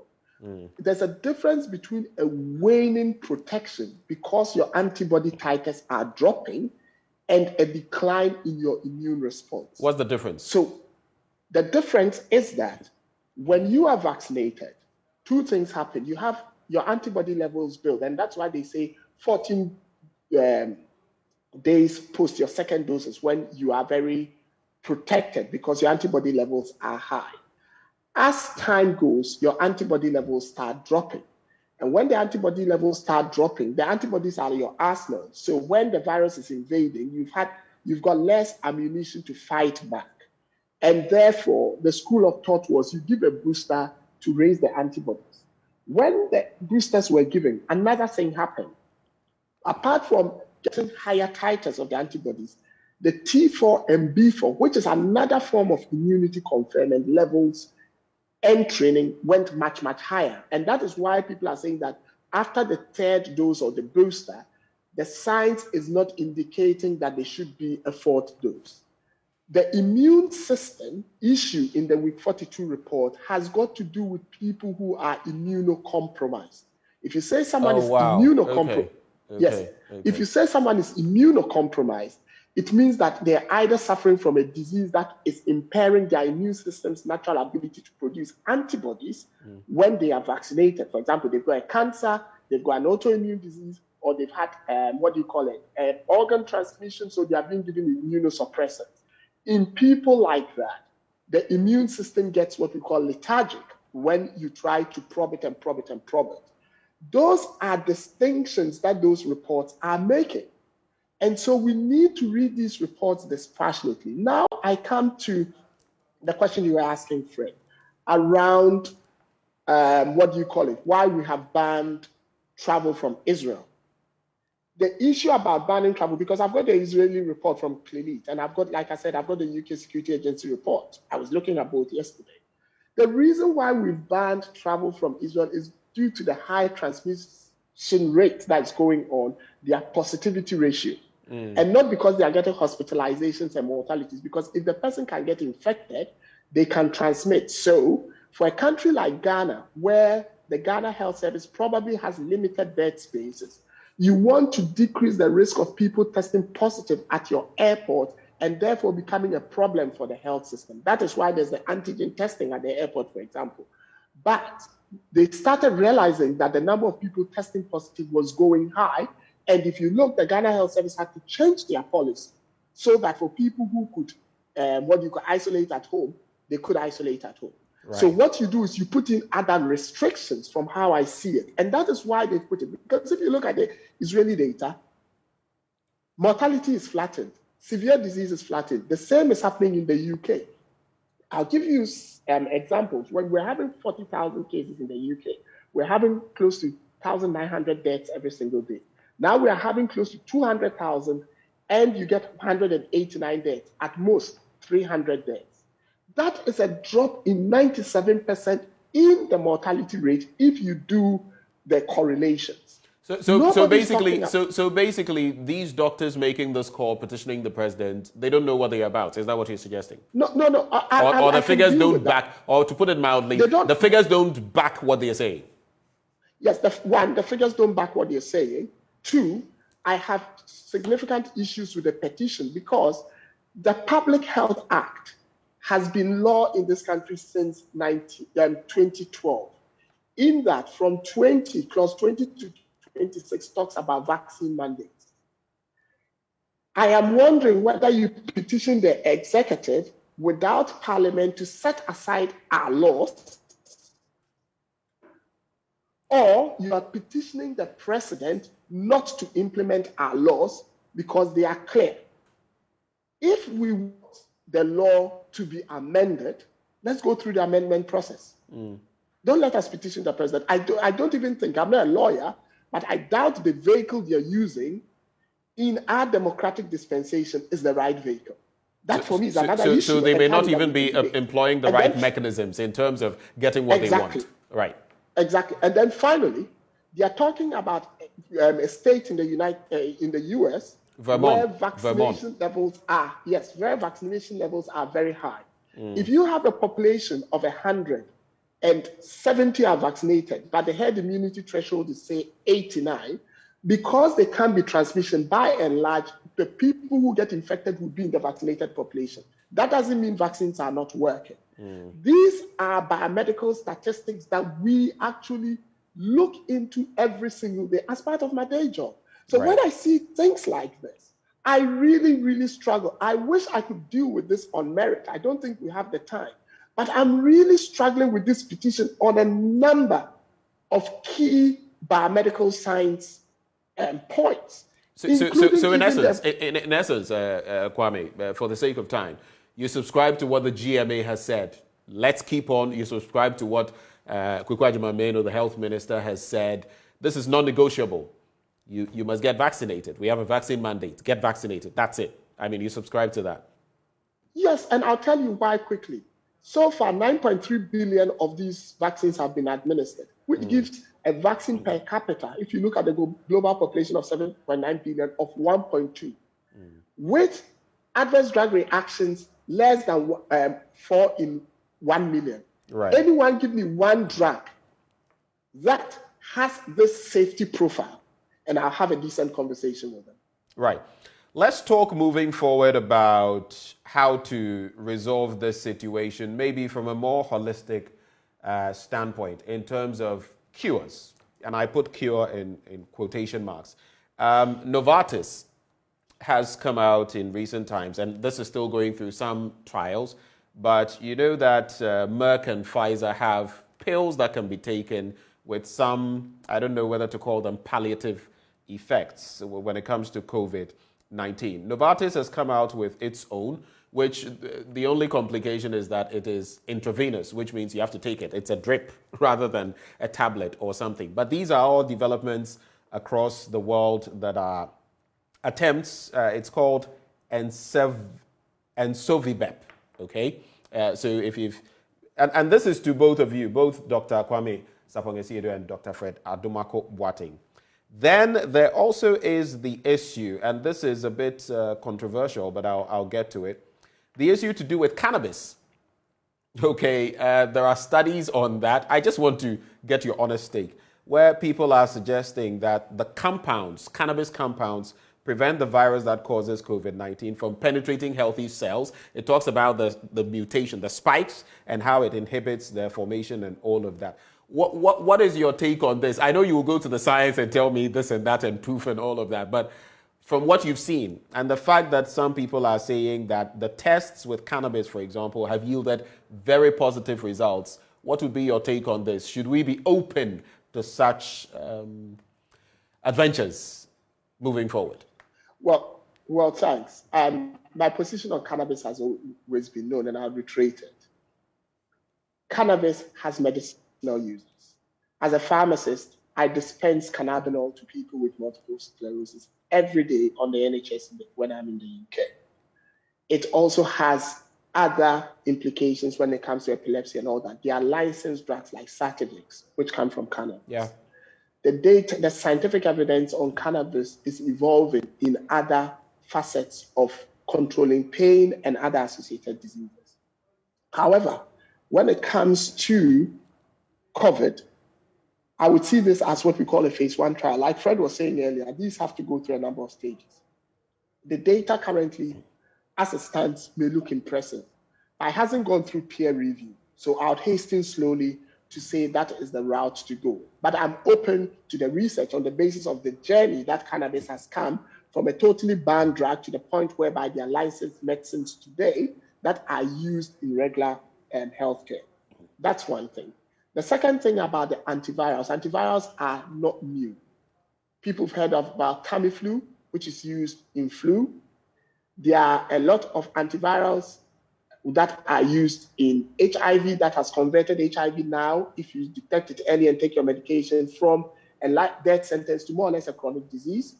So I am not surprised that newer medications are coming for this virus too. What's important with all the 3 medicines you mentioned is the fact that the intervention has to be early. For example, in the UK, now the regulation is that for people who get moderately ill, some of these medicines can actually be sent to them at home so they start taking it earlier. What does that do? It just prevents the viral load from going high so the immune system can respond.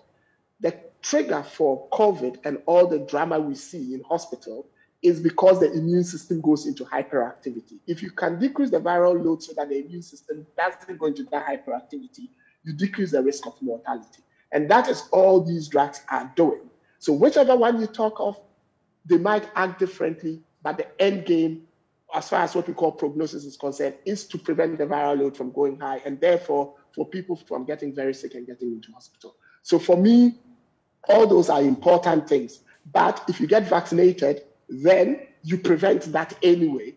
I look at the price of these drugs and I ask myself, what's the cost of a vaccine compared to the cost of these drugs? And can the Ghana Health Service even afford it? Our health expenditure per capita is only $89. Some of those drugs cost almost $1,000. Are we doing good medical economics here?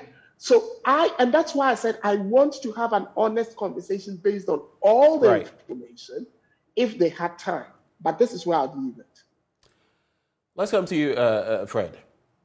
So I think cannabis, let's continue the research and look at the effective dose if they can really have, address the issue. Then, you know, when we talk about vaccines, prevention and treatment, they have their place.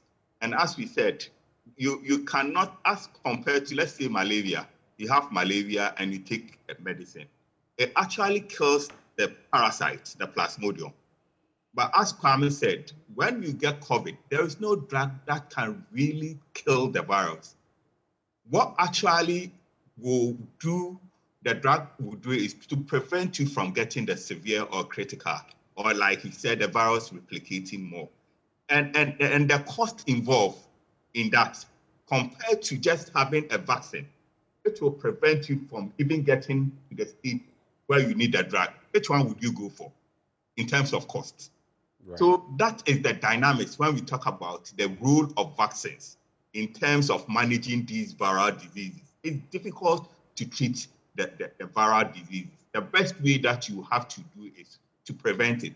And what actually happens is that by the time you even get to that stage, the complications, the morbidity, other issues, the effect on the health system.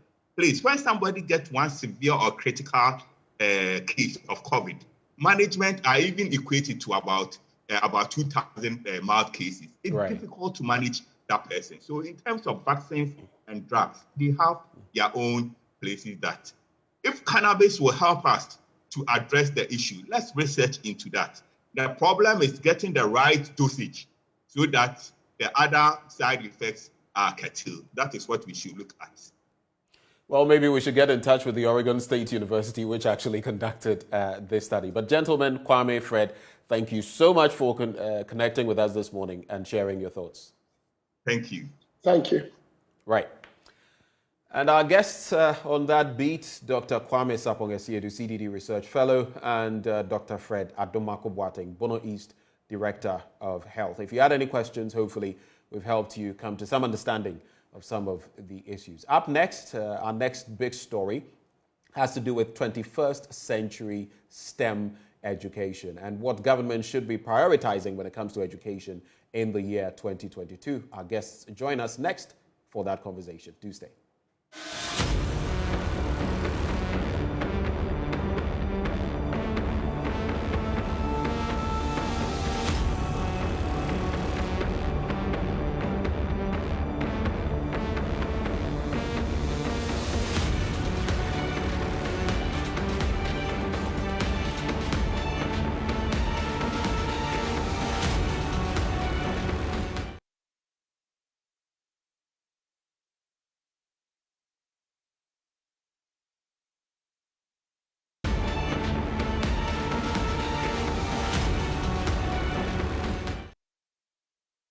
Back. Now, coming up next on the show, we're going to be talking 21st century STEM education. Yesterday, President Akufo-Addo announced a vigorous reorientation of the educational system to focus more on science and technology, describing it as unacceptable, the production of 6,000 engineers annually in the country. He's been warning of the trend, if not checked, which could leave Ghana behind in competing at the global level. Now, to fix it, the president announced the start of the construction of the Science, Technology, Engineering and Mathematics Academy in selected parts of the country. 16 of them that we are looking at, and the first one right here in Accra. Let's hear what the president had to say.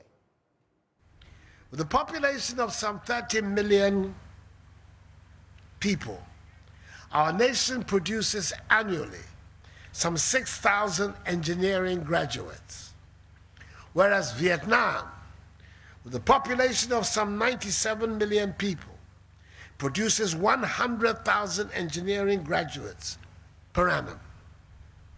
By the same measure, Ghana should be producing at least 30,000 engineers annually for the desired level of socio-economic transformation.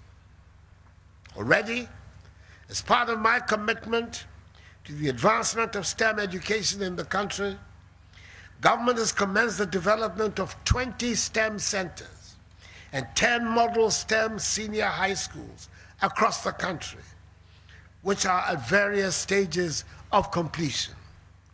Some of these schools will be operationalized this year.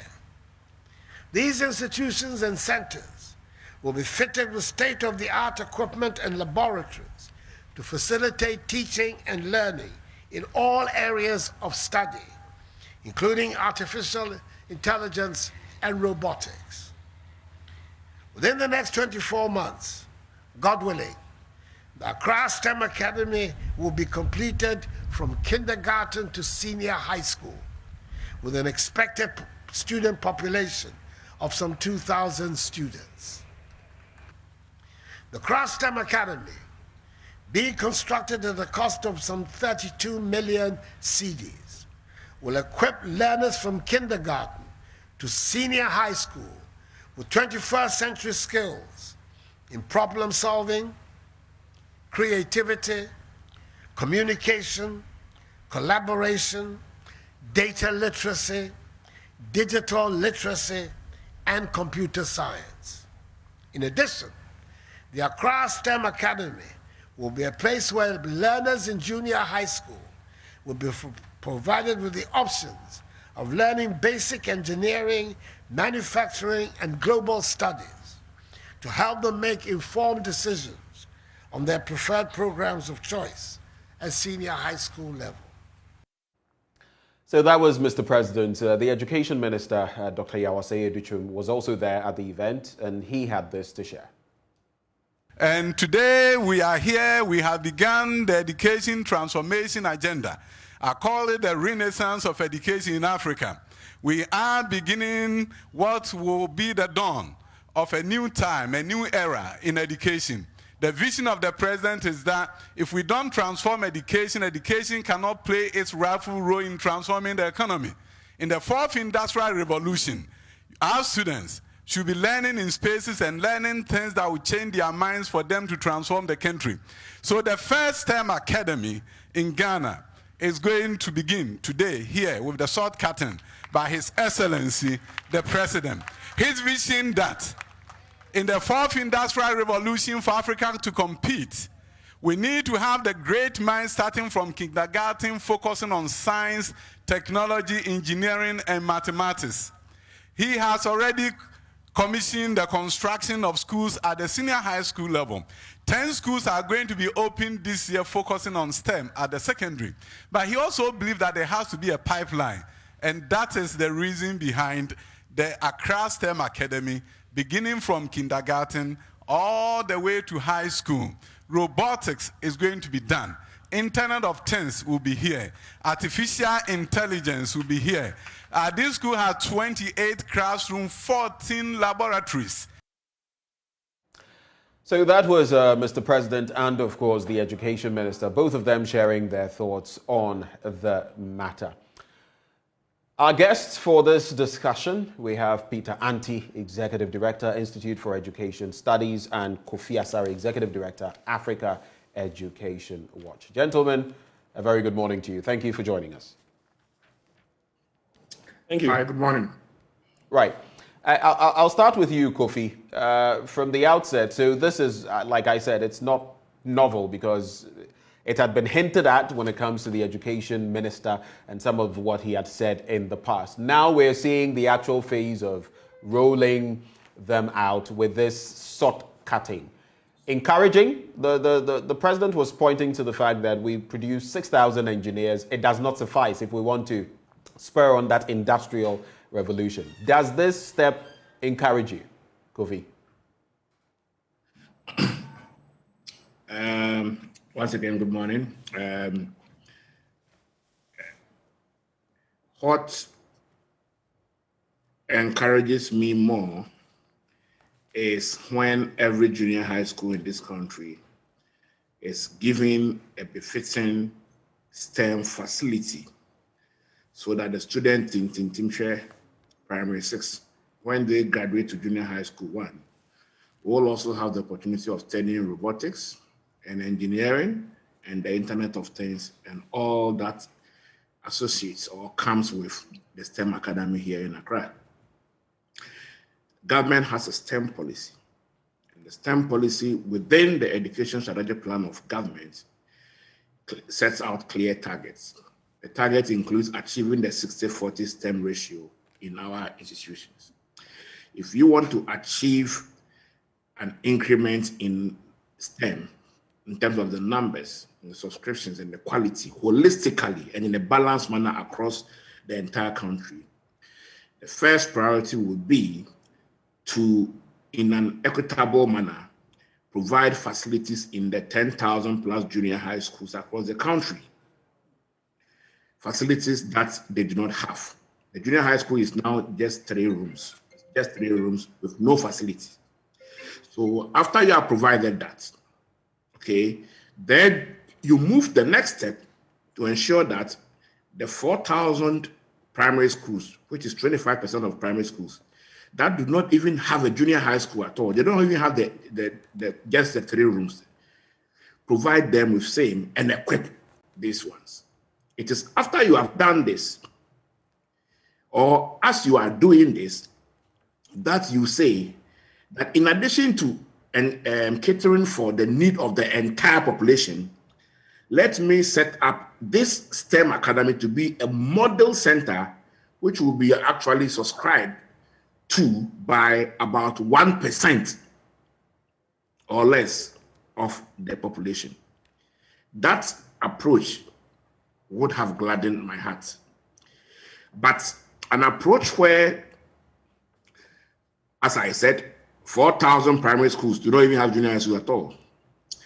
And in the junior high schools that exist, there are about 2,000 of them that operate under trees and sheds. And apart from that, in those that do not operate under trees and sheds, in the 10,000 junior high schools, those that do not operate under trees and sheds, they do not have any STEM facility. It's just 3 rooms.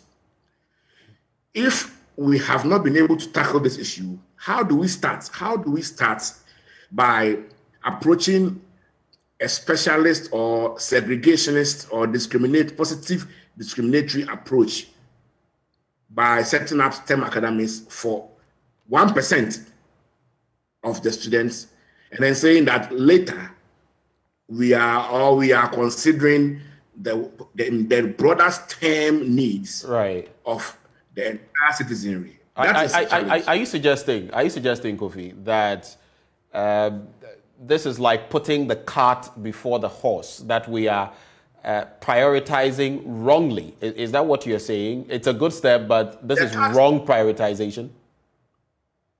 Of course. The cart is way before the horse, because our target, as I'm saying, our target in the education strategic plan, it is specifically mentioned, is to ensure that every junior high school has STEM facilities. That is target 1. Target 2, every junior high school has STEM teachers. That is what is in the education strategic plan. That plan is not an African education word document. It's a plan of the government of Ghana, the Ministry of Education.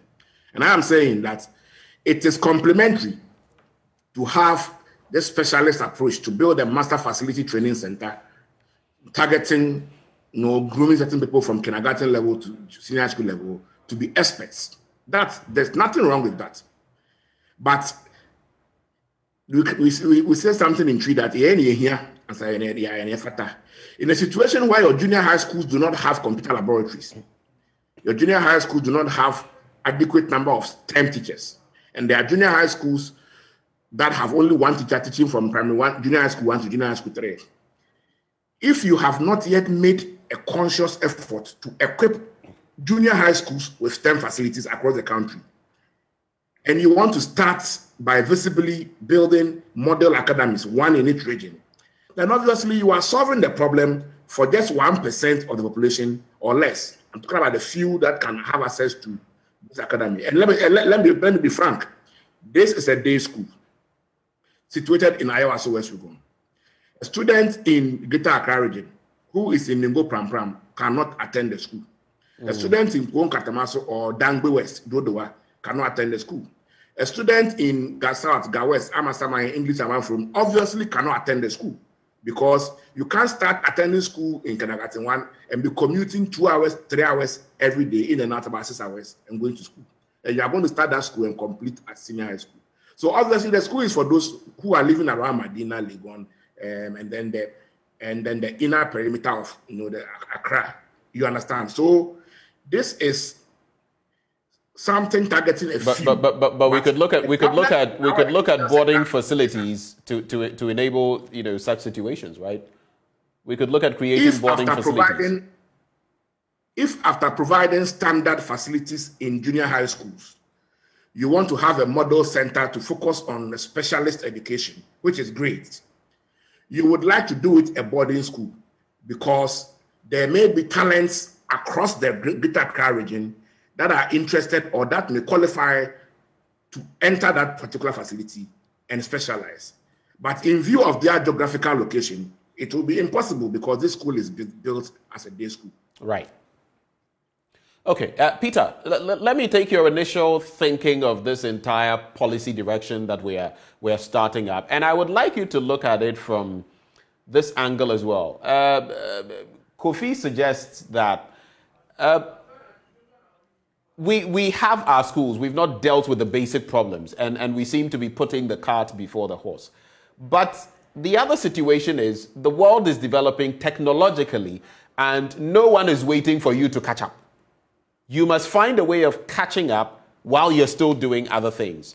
Now, these schools are going to focus on STEM. We're talking about artificial intelligence, robotics, and the rest. Do you subscribe to what Kofi is saying, that we should deal with the basics first before we get here? Because someone else will tell you that by the time we'll get there, others have also, there'll be light years ahead of us. What is your take? So you want to catch up, then what you do is you start building an academy that will take you 2 years to complete. Once you have teachers in the system who can be trained within months, and then they will start impacting knowledge to the students. Once you have schools already in place, which can be equipped with the needed resources, so that the catching up that you want to do, you can quickly start doing it. You see, the problem that we have with this whole policy is that ideally, when you want to solve a problem, like the president was talking about, the problem of we not having enough scientists, engineers, and all those things, you will need to put your ideas on paper. You need to let and then the feasible solutions available to address those problems. That is what is done in any kind of policy process. But in our situation, what we know is that there is a desire to ensure that we catch up with our science and engineering and mathematics education, and the only way that we think we can do that is to start the building of infrastructure for the next 1 and then 2 years. What about the other alternatives available that can be adopted in order to ensure that we'll be able to reach the same destination that the president is talking about? So yes, I agree perfectly with Kofi that we are putting the cart before the horse. We want to always leave a legacy without thinking about the implication and the overall impact of what we want to do on the total education sector. And that is what this is really about. This is about people want to do something so that in the next 5, 10, 20 years, when they are not around, we can mention their names and say that it is during their time that they did this. That is all what our policies have been about. It is not about... Are you suggesting, Peter, pardon my jumping in, pardon my jumping down your throat, but are you suggesting that in this instance, it's just a gimmick, it's basically propaganda? I want my name to be etched into the annals or the history books that it was during my time that I started these STEM schools and blah, blah, blah. Is it much ado about nothing? Yes, because if you want to solve a problem, if you want to increase the number of students that are doing engineering, that would want to do engineering, that would want to learn robotics, that would want to learn artificial intelligence, you have schools already in place. The problem with the schools is that they do not have teachers who can teach those things. Or even if they have, teachers are not so much equipped to teach those things. Again, the problem is that they do not have the needed equipment and facilities to teach those things. So if the idea is to solve that problem, you just start from where you have what we say in education. You start from the known to the unknown. What you have already is at the schools, high schools that are even doing very well. What you need equipment and infrastructure, and then the students already in the school, they can now start the learning of these things, and they progress to the tertiary institutions. Now you want to use 24 months to build something before the students will go in there, and then what happens? It means that you just want to leave a legacy. You just want to put something there for people to see that you have also done something when you were in charge. And that attempt to solving our problems in the education sector is what has brought us here. It is what is killing the sector, and it is what will collapse the education in this country. Kofi, when it comes to... So I'll give you a bite. I want you to go exactly there because I know you would also have a take on whether this is just another legacy project or something. What is your quick take? No, it's a legacy project. I mean, we don't have to discuss that further. It's a legacy project. Listen, we make reference to Vietnam. Quickly, we have this tension of comparing ourselves to countries that have taken time and planned their progress through the educational ladder of the world. We always want to compare to them and then try and adapt quick fixes approach. Vietnam is a good case for STEM. Singapore is a good case for STEM, and all those countries. Not because they set up STEM academies overnight and then tackle this issue, on the fast lane. No, there are no quick fixes in this business. The approach to having this specialist, the approach to having a specialist strategy towards STEM, if you like, is built on a foundation where there is first a generalist opportunity for everybody. Listen very well.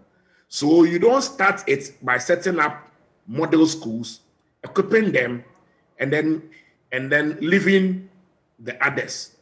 As we sit here, we have been complaining for the past 4 years that basic education has been neglected, especially since the introduction of the free senior high school. In terms of funding, secondary education is taking most of the funding that used to come to basic. And we have raised that issue. Capitation grant has been in arrears for 2 academic years. Two academic years. Okay? And capitation grant is the money that is used to run schools. 2 academic years. There are so many issues with basic education that tells everyone who is not even a specialist in the sector that it's not government priority. But government priority is secondary. Every money secondary needs is available. Basic is always an issue. The point I want to make is that if you want to solve the problem of STEM in Ghana by building an interest, building a strong foundation for students in primary schools to enhance their proficiency levels in STEM, what you do is what is in the education strategic plan. You ensure that there are STEM teachers in every junior high school and primary school. You ensure that every junior high school and primary school has STEM facilities, continuous training for the STEM teachers. That is when students will begin to exhibit higher proficiencies in mathematics and science. Then when they progress from junior high school, they would have developed the interest. If you have not provided facilities in junior high schools for STEM, and you want to jump and come and set up model, what is the easiest way? Jump and come and set up model STEM academies, one in each region.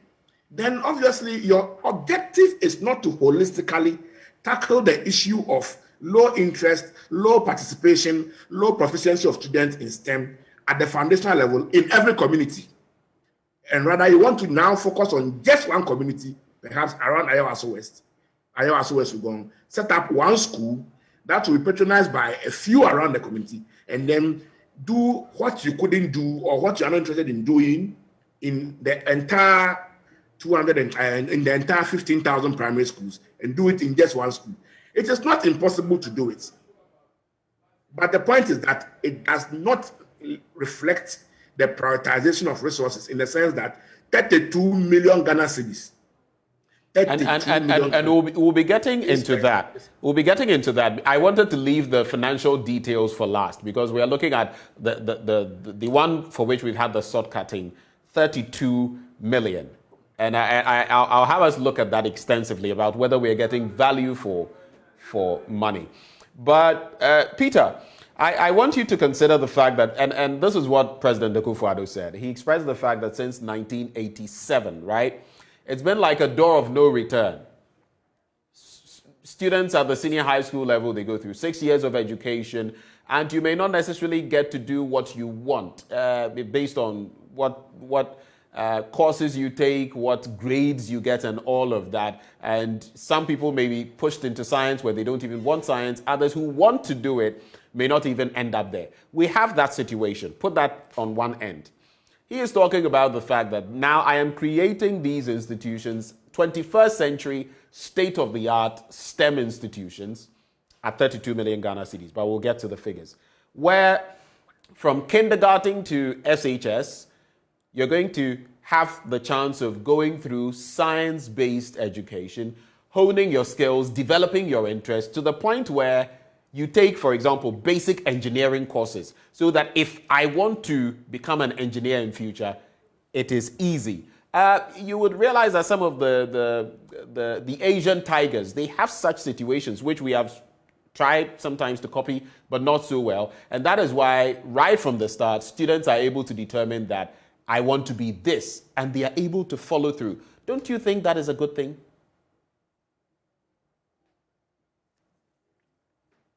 Hello, Peter, please unmute.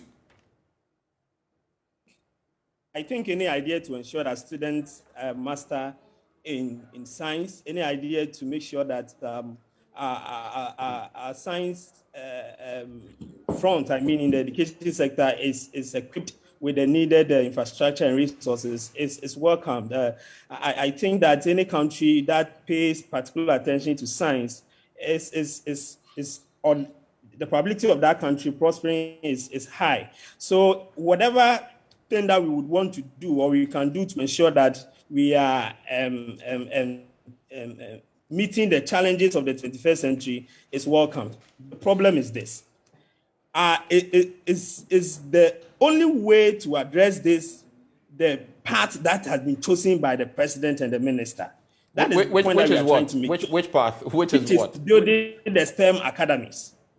Is that the only way to ensure that we kickstart interest in kids when it comes to science, engineering, technology, mathematics education? Is that the only way?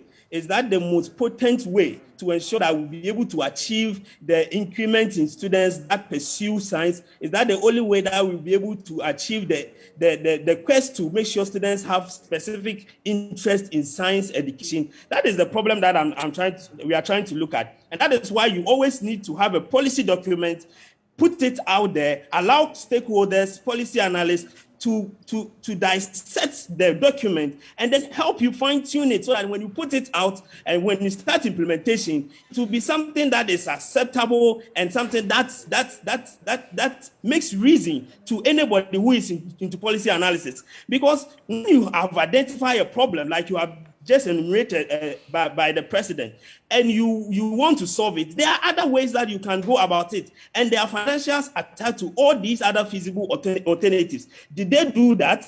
And what were other options available to ensure that students' interest in STEM education can be improved? And when they did the financials, was this the most feasible alternative that would give us the needed results in the just a distant future? So this is the point that we are coming from. People are over the years, people are advocating for comprehensive secondary education, where on one campus you have various kinds of TVET is in there, second grammar type is there, the science is there. And this is a trend that most advanced countries want to pursue. Now we want to even go to a style that is a little bit challenging. When you look at the literature, compartmentalization, we want to now do specialized schools here and there, which is a little bit challenging when you look at the literature. So the question is this the most feasible alternative to ensure that Ghanaian students are more proficient, they are more interested in science and engineering education? And if that is the answer that they had, then it's quite unfortunate from my perspective. Peter, are you saying, look at this from these two perspectives, are you saying that this was a shoddy job done from two perspectives? One, that institutions like yours were not really factored in, considered when these decisions were being arrived at, and two, from the economic logic, 32 million. Like I said, we'll get there, but just to tease off the issues, are you saying that from these two angles, first of all, the lack of engagement and the cost compared to what other alternatives we have and how we could have expended less to get more, it doesn't really make sense? Is that what you're saying? Okay, so what I'm trying to say is that, well, the minister, the ministry, and the government have the power to come out with any policy that they have. They have their consultants, they might have their policy analysts and others. So technically, we don't even matter here. But the point is that, as a journalist, have you seen any document on this STEM academies? You haven't. And I tell you, yesterday I was saying that it's like people are keeping some of these things to their chest as if when they put it out there, people will copy. And you know that attitude when we used to be in primary school, you are covering your work because you're afraid somebody will copy and score this. We don't do this in policy implementation and policy issues.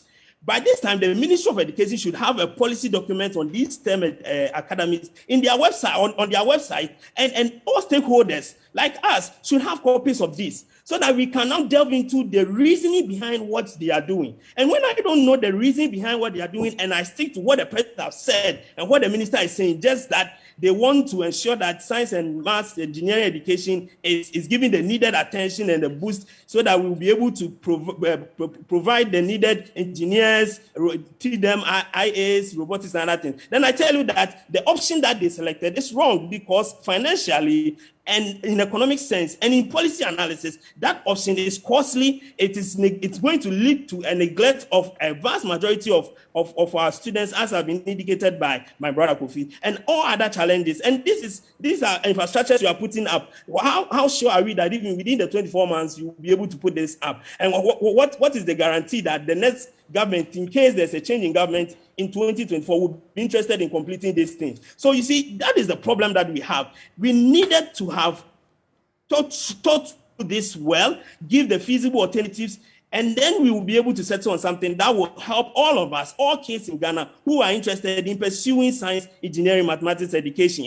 And that would have been better than the option that they have chosen. And as I said already, this is a legacy project. That is all what it's about. Kofi, so let's get into the money. Money matters. Let's talk kudi, kwacha, sika. When you multiply the 32 by 16, you get 512. So we are sinking 512 million Ghana cedis into this project, likely over the next 2 years. When you divide that by 6, which is more or less the current figure when it comes to the exchange rate to the dollar, we're looking at $85.33 million.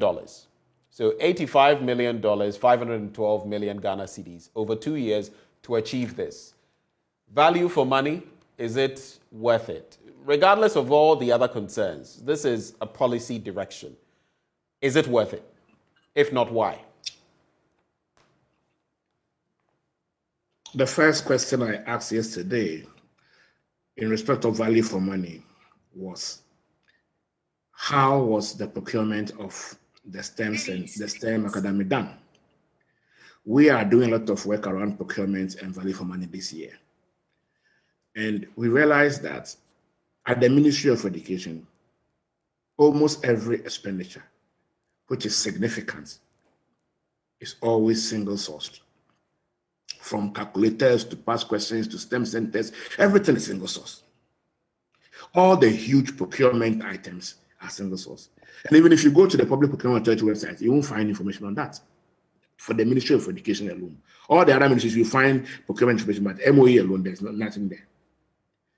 Now, in the midst of our campaign to ensure that the ministry adapts competitive procurement approaches, because the president in 2015 spread the same worry and promised that when he comes into government, he will ensure that the culture of procurement in the public service will rather be a competitive procurement, while the single source procurement will become an exception.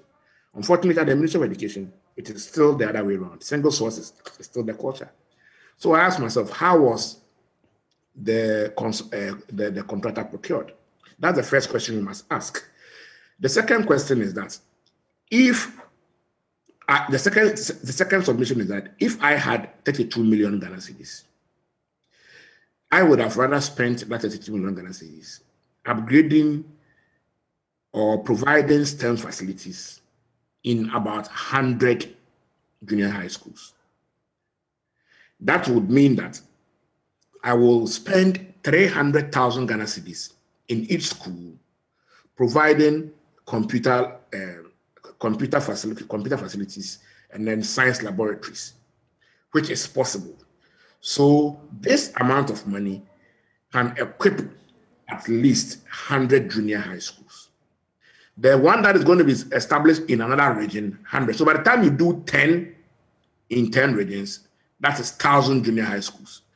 That is why I feel that not a gradualist, but then the holistic approach, a much more mainstreamed approach to enhancing participation, interest, proficiency, quality of STEM education in Ghana is best and rather more in the national interest, because it assures more of equity than a specialist approach where you throw in so much of money that should have gone to about 100 schools into just one school to be attended by a few people around the locality, whilst the majority of the people do not have access to that facility.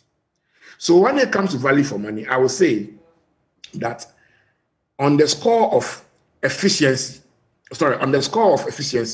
I don't think it's the most efficient way to use 32 million. On the score of economy, I think that if this amount of money was used to support the development of STEM facilities in 100 junior high school, it would have amounted to a much more economical way of spending 32 million Ghana cedis. So that is how I see the value for money analysis at the preliminary level from the economy and then the efficiency angle. Okay. But the questions that I'm asking, and what we are asking is that if the procurement of the STEM academy is following the culture of single source procurement at the Ministry of Education, and if I say the Ministry of Education, I say it passionately because about 25% of the nation's expenditure is incurred in that ministry. So it portends a lot for the national kitty. If the STEM academies are also being procured through single source procurement, the way laptops are being procured, single source, the way calculators, single source, past questions, single source, STEM centers, single source, everything single source, then we should change the approach, because in a country where we have about 1.5 billion financing gap in our educational sector, we do not have the luxury of using uncompetitive procurement methods, because spending efficiency should be the hallmark of such an economy where we want to maximize the little resources we have to make maximum impact. Peter, your quick take on this. How do you rationalize 32 million Ghana cedis being pumped into this, 512 million Ghana cedis, across the 16 regions? How do you rationalize it? What are your, how else could we have expended this money? Peter, very quickly on this one. It appears we just lost Peter. So I'll come back to you, Kofi. We've talked about all of these, and it is clear. We had alternatives. But government and the Education Ministry has decided anyway that this is the way forward. How do we make the most of this option anyway? How do we make the most of this option? We've already started. Unless there's some shift in policy or a paradigm shift and we decide we're not going to run this course anymore, we have to complete this. How can we make the most of it?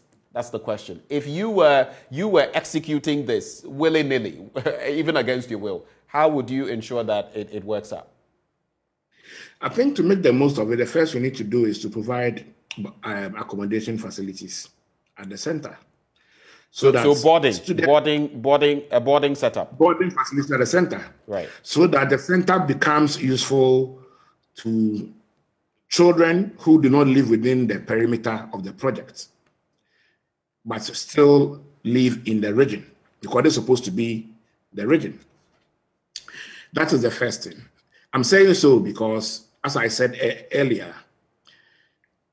any approach towards STEM education must be inclusive. It must not be inequitable. It must be equitable.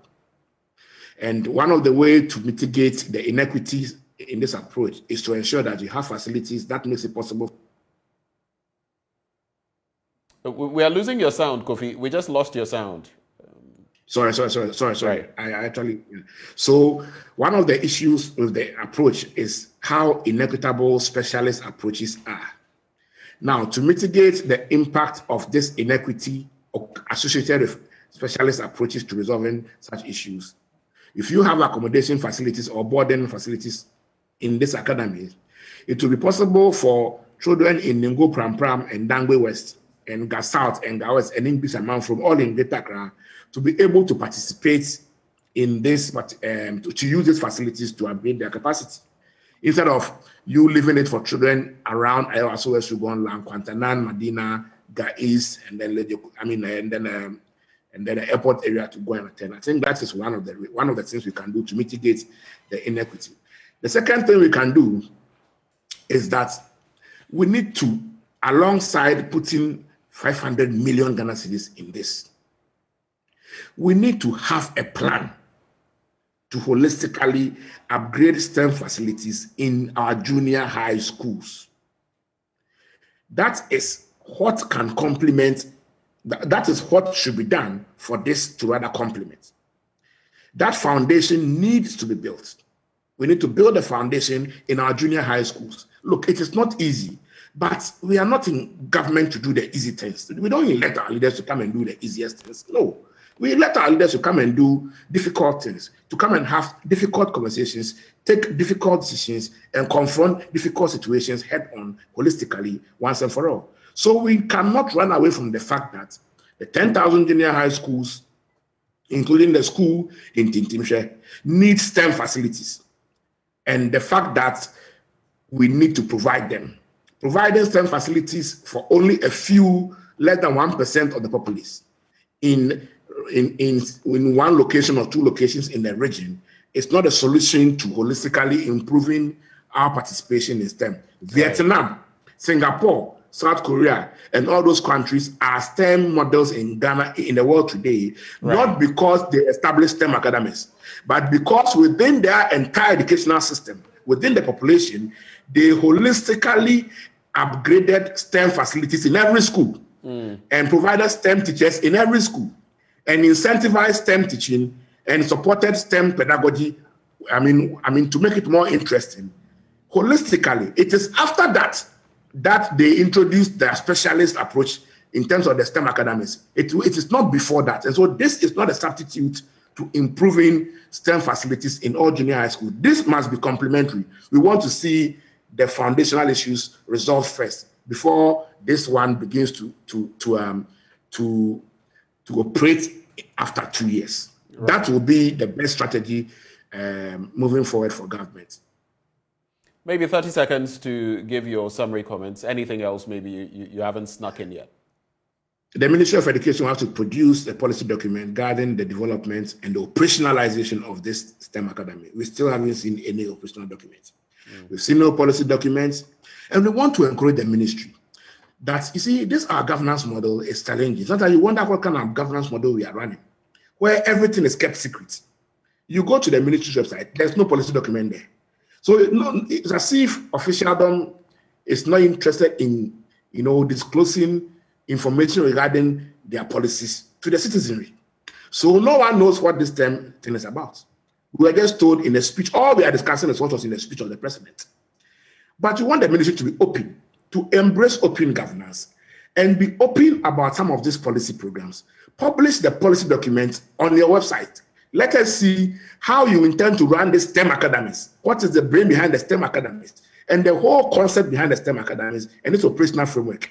Right. Then citizens can have the basis to do constructive engagement on your STEM academies. But in a situation where everything you want to do is in your head, you deny everyone, including the media, an opportunity to have the content and information to participate in policy discourse. Right. And that is not the way to expand the civic space. You rather constrict the civic space by denying citizens access to critical information relating to the service delivery or policy implementation. So the Ministry of Education must provide us the policy documents guiding not STEM, but this particular STEM academic concept, so that we can have a more constructive discussion on the concept, the operational framework, the ideology behind the STEM academy that we have established in Ghana, or we intend to establish in Ghana, so that we can have a more constructive engagement and make an input, if only they will listen to the process. Kofi, thank you so much for sharing your thoughts with us, and very, very important points that you have actually raised. Thank you, and do have a lovely day. Well, the verdict, I guess, is that STEM education, yes, sorely needed. The question is, are we using the right approach? That is the big question. This is where we actually sew it all up on the AM show for another morning. Tomorrow, we'll bring you more fireworks right here. My name is Benjamin Akaku, and we're very grateful that you've watched us through these 3 hours. Have a lovely day.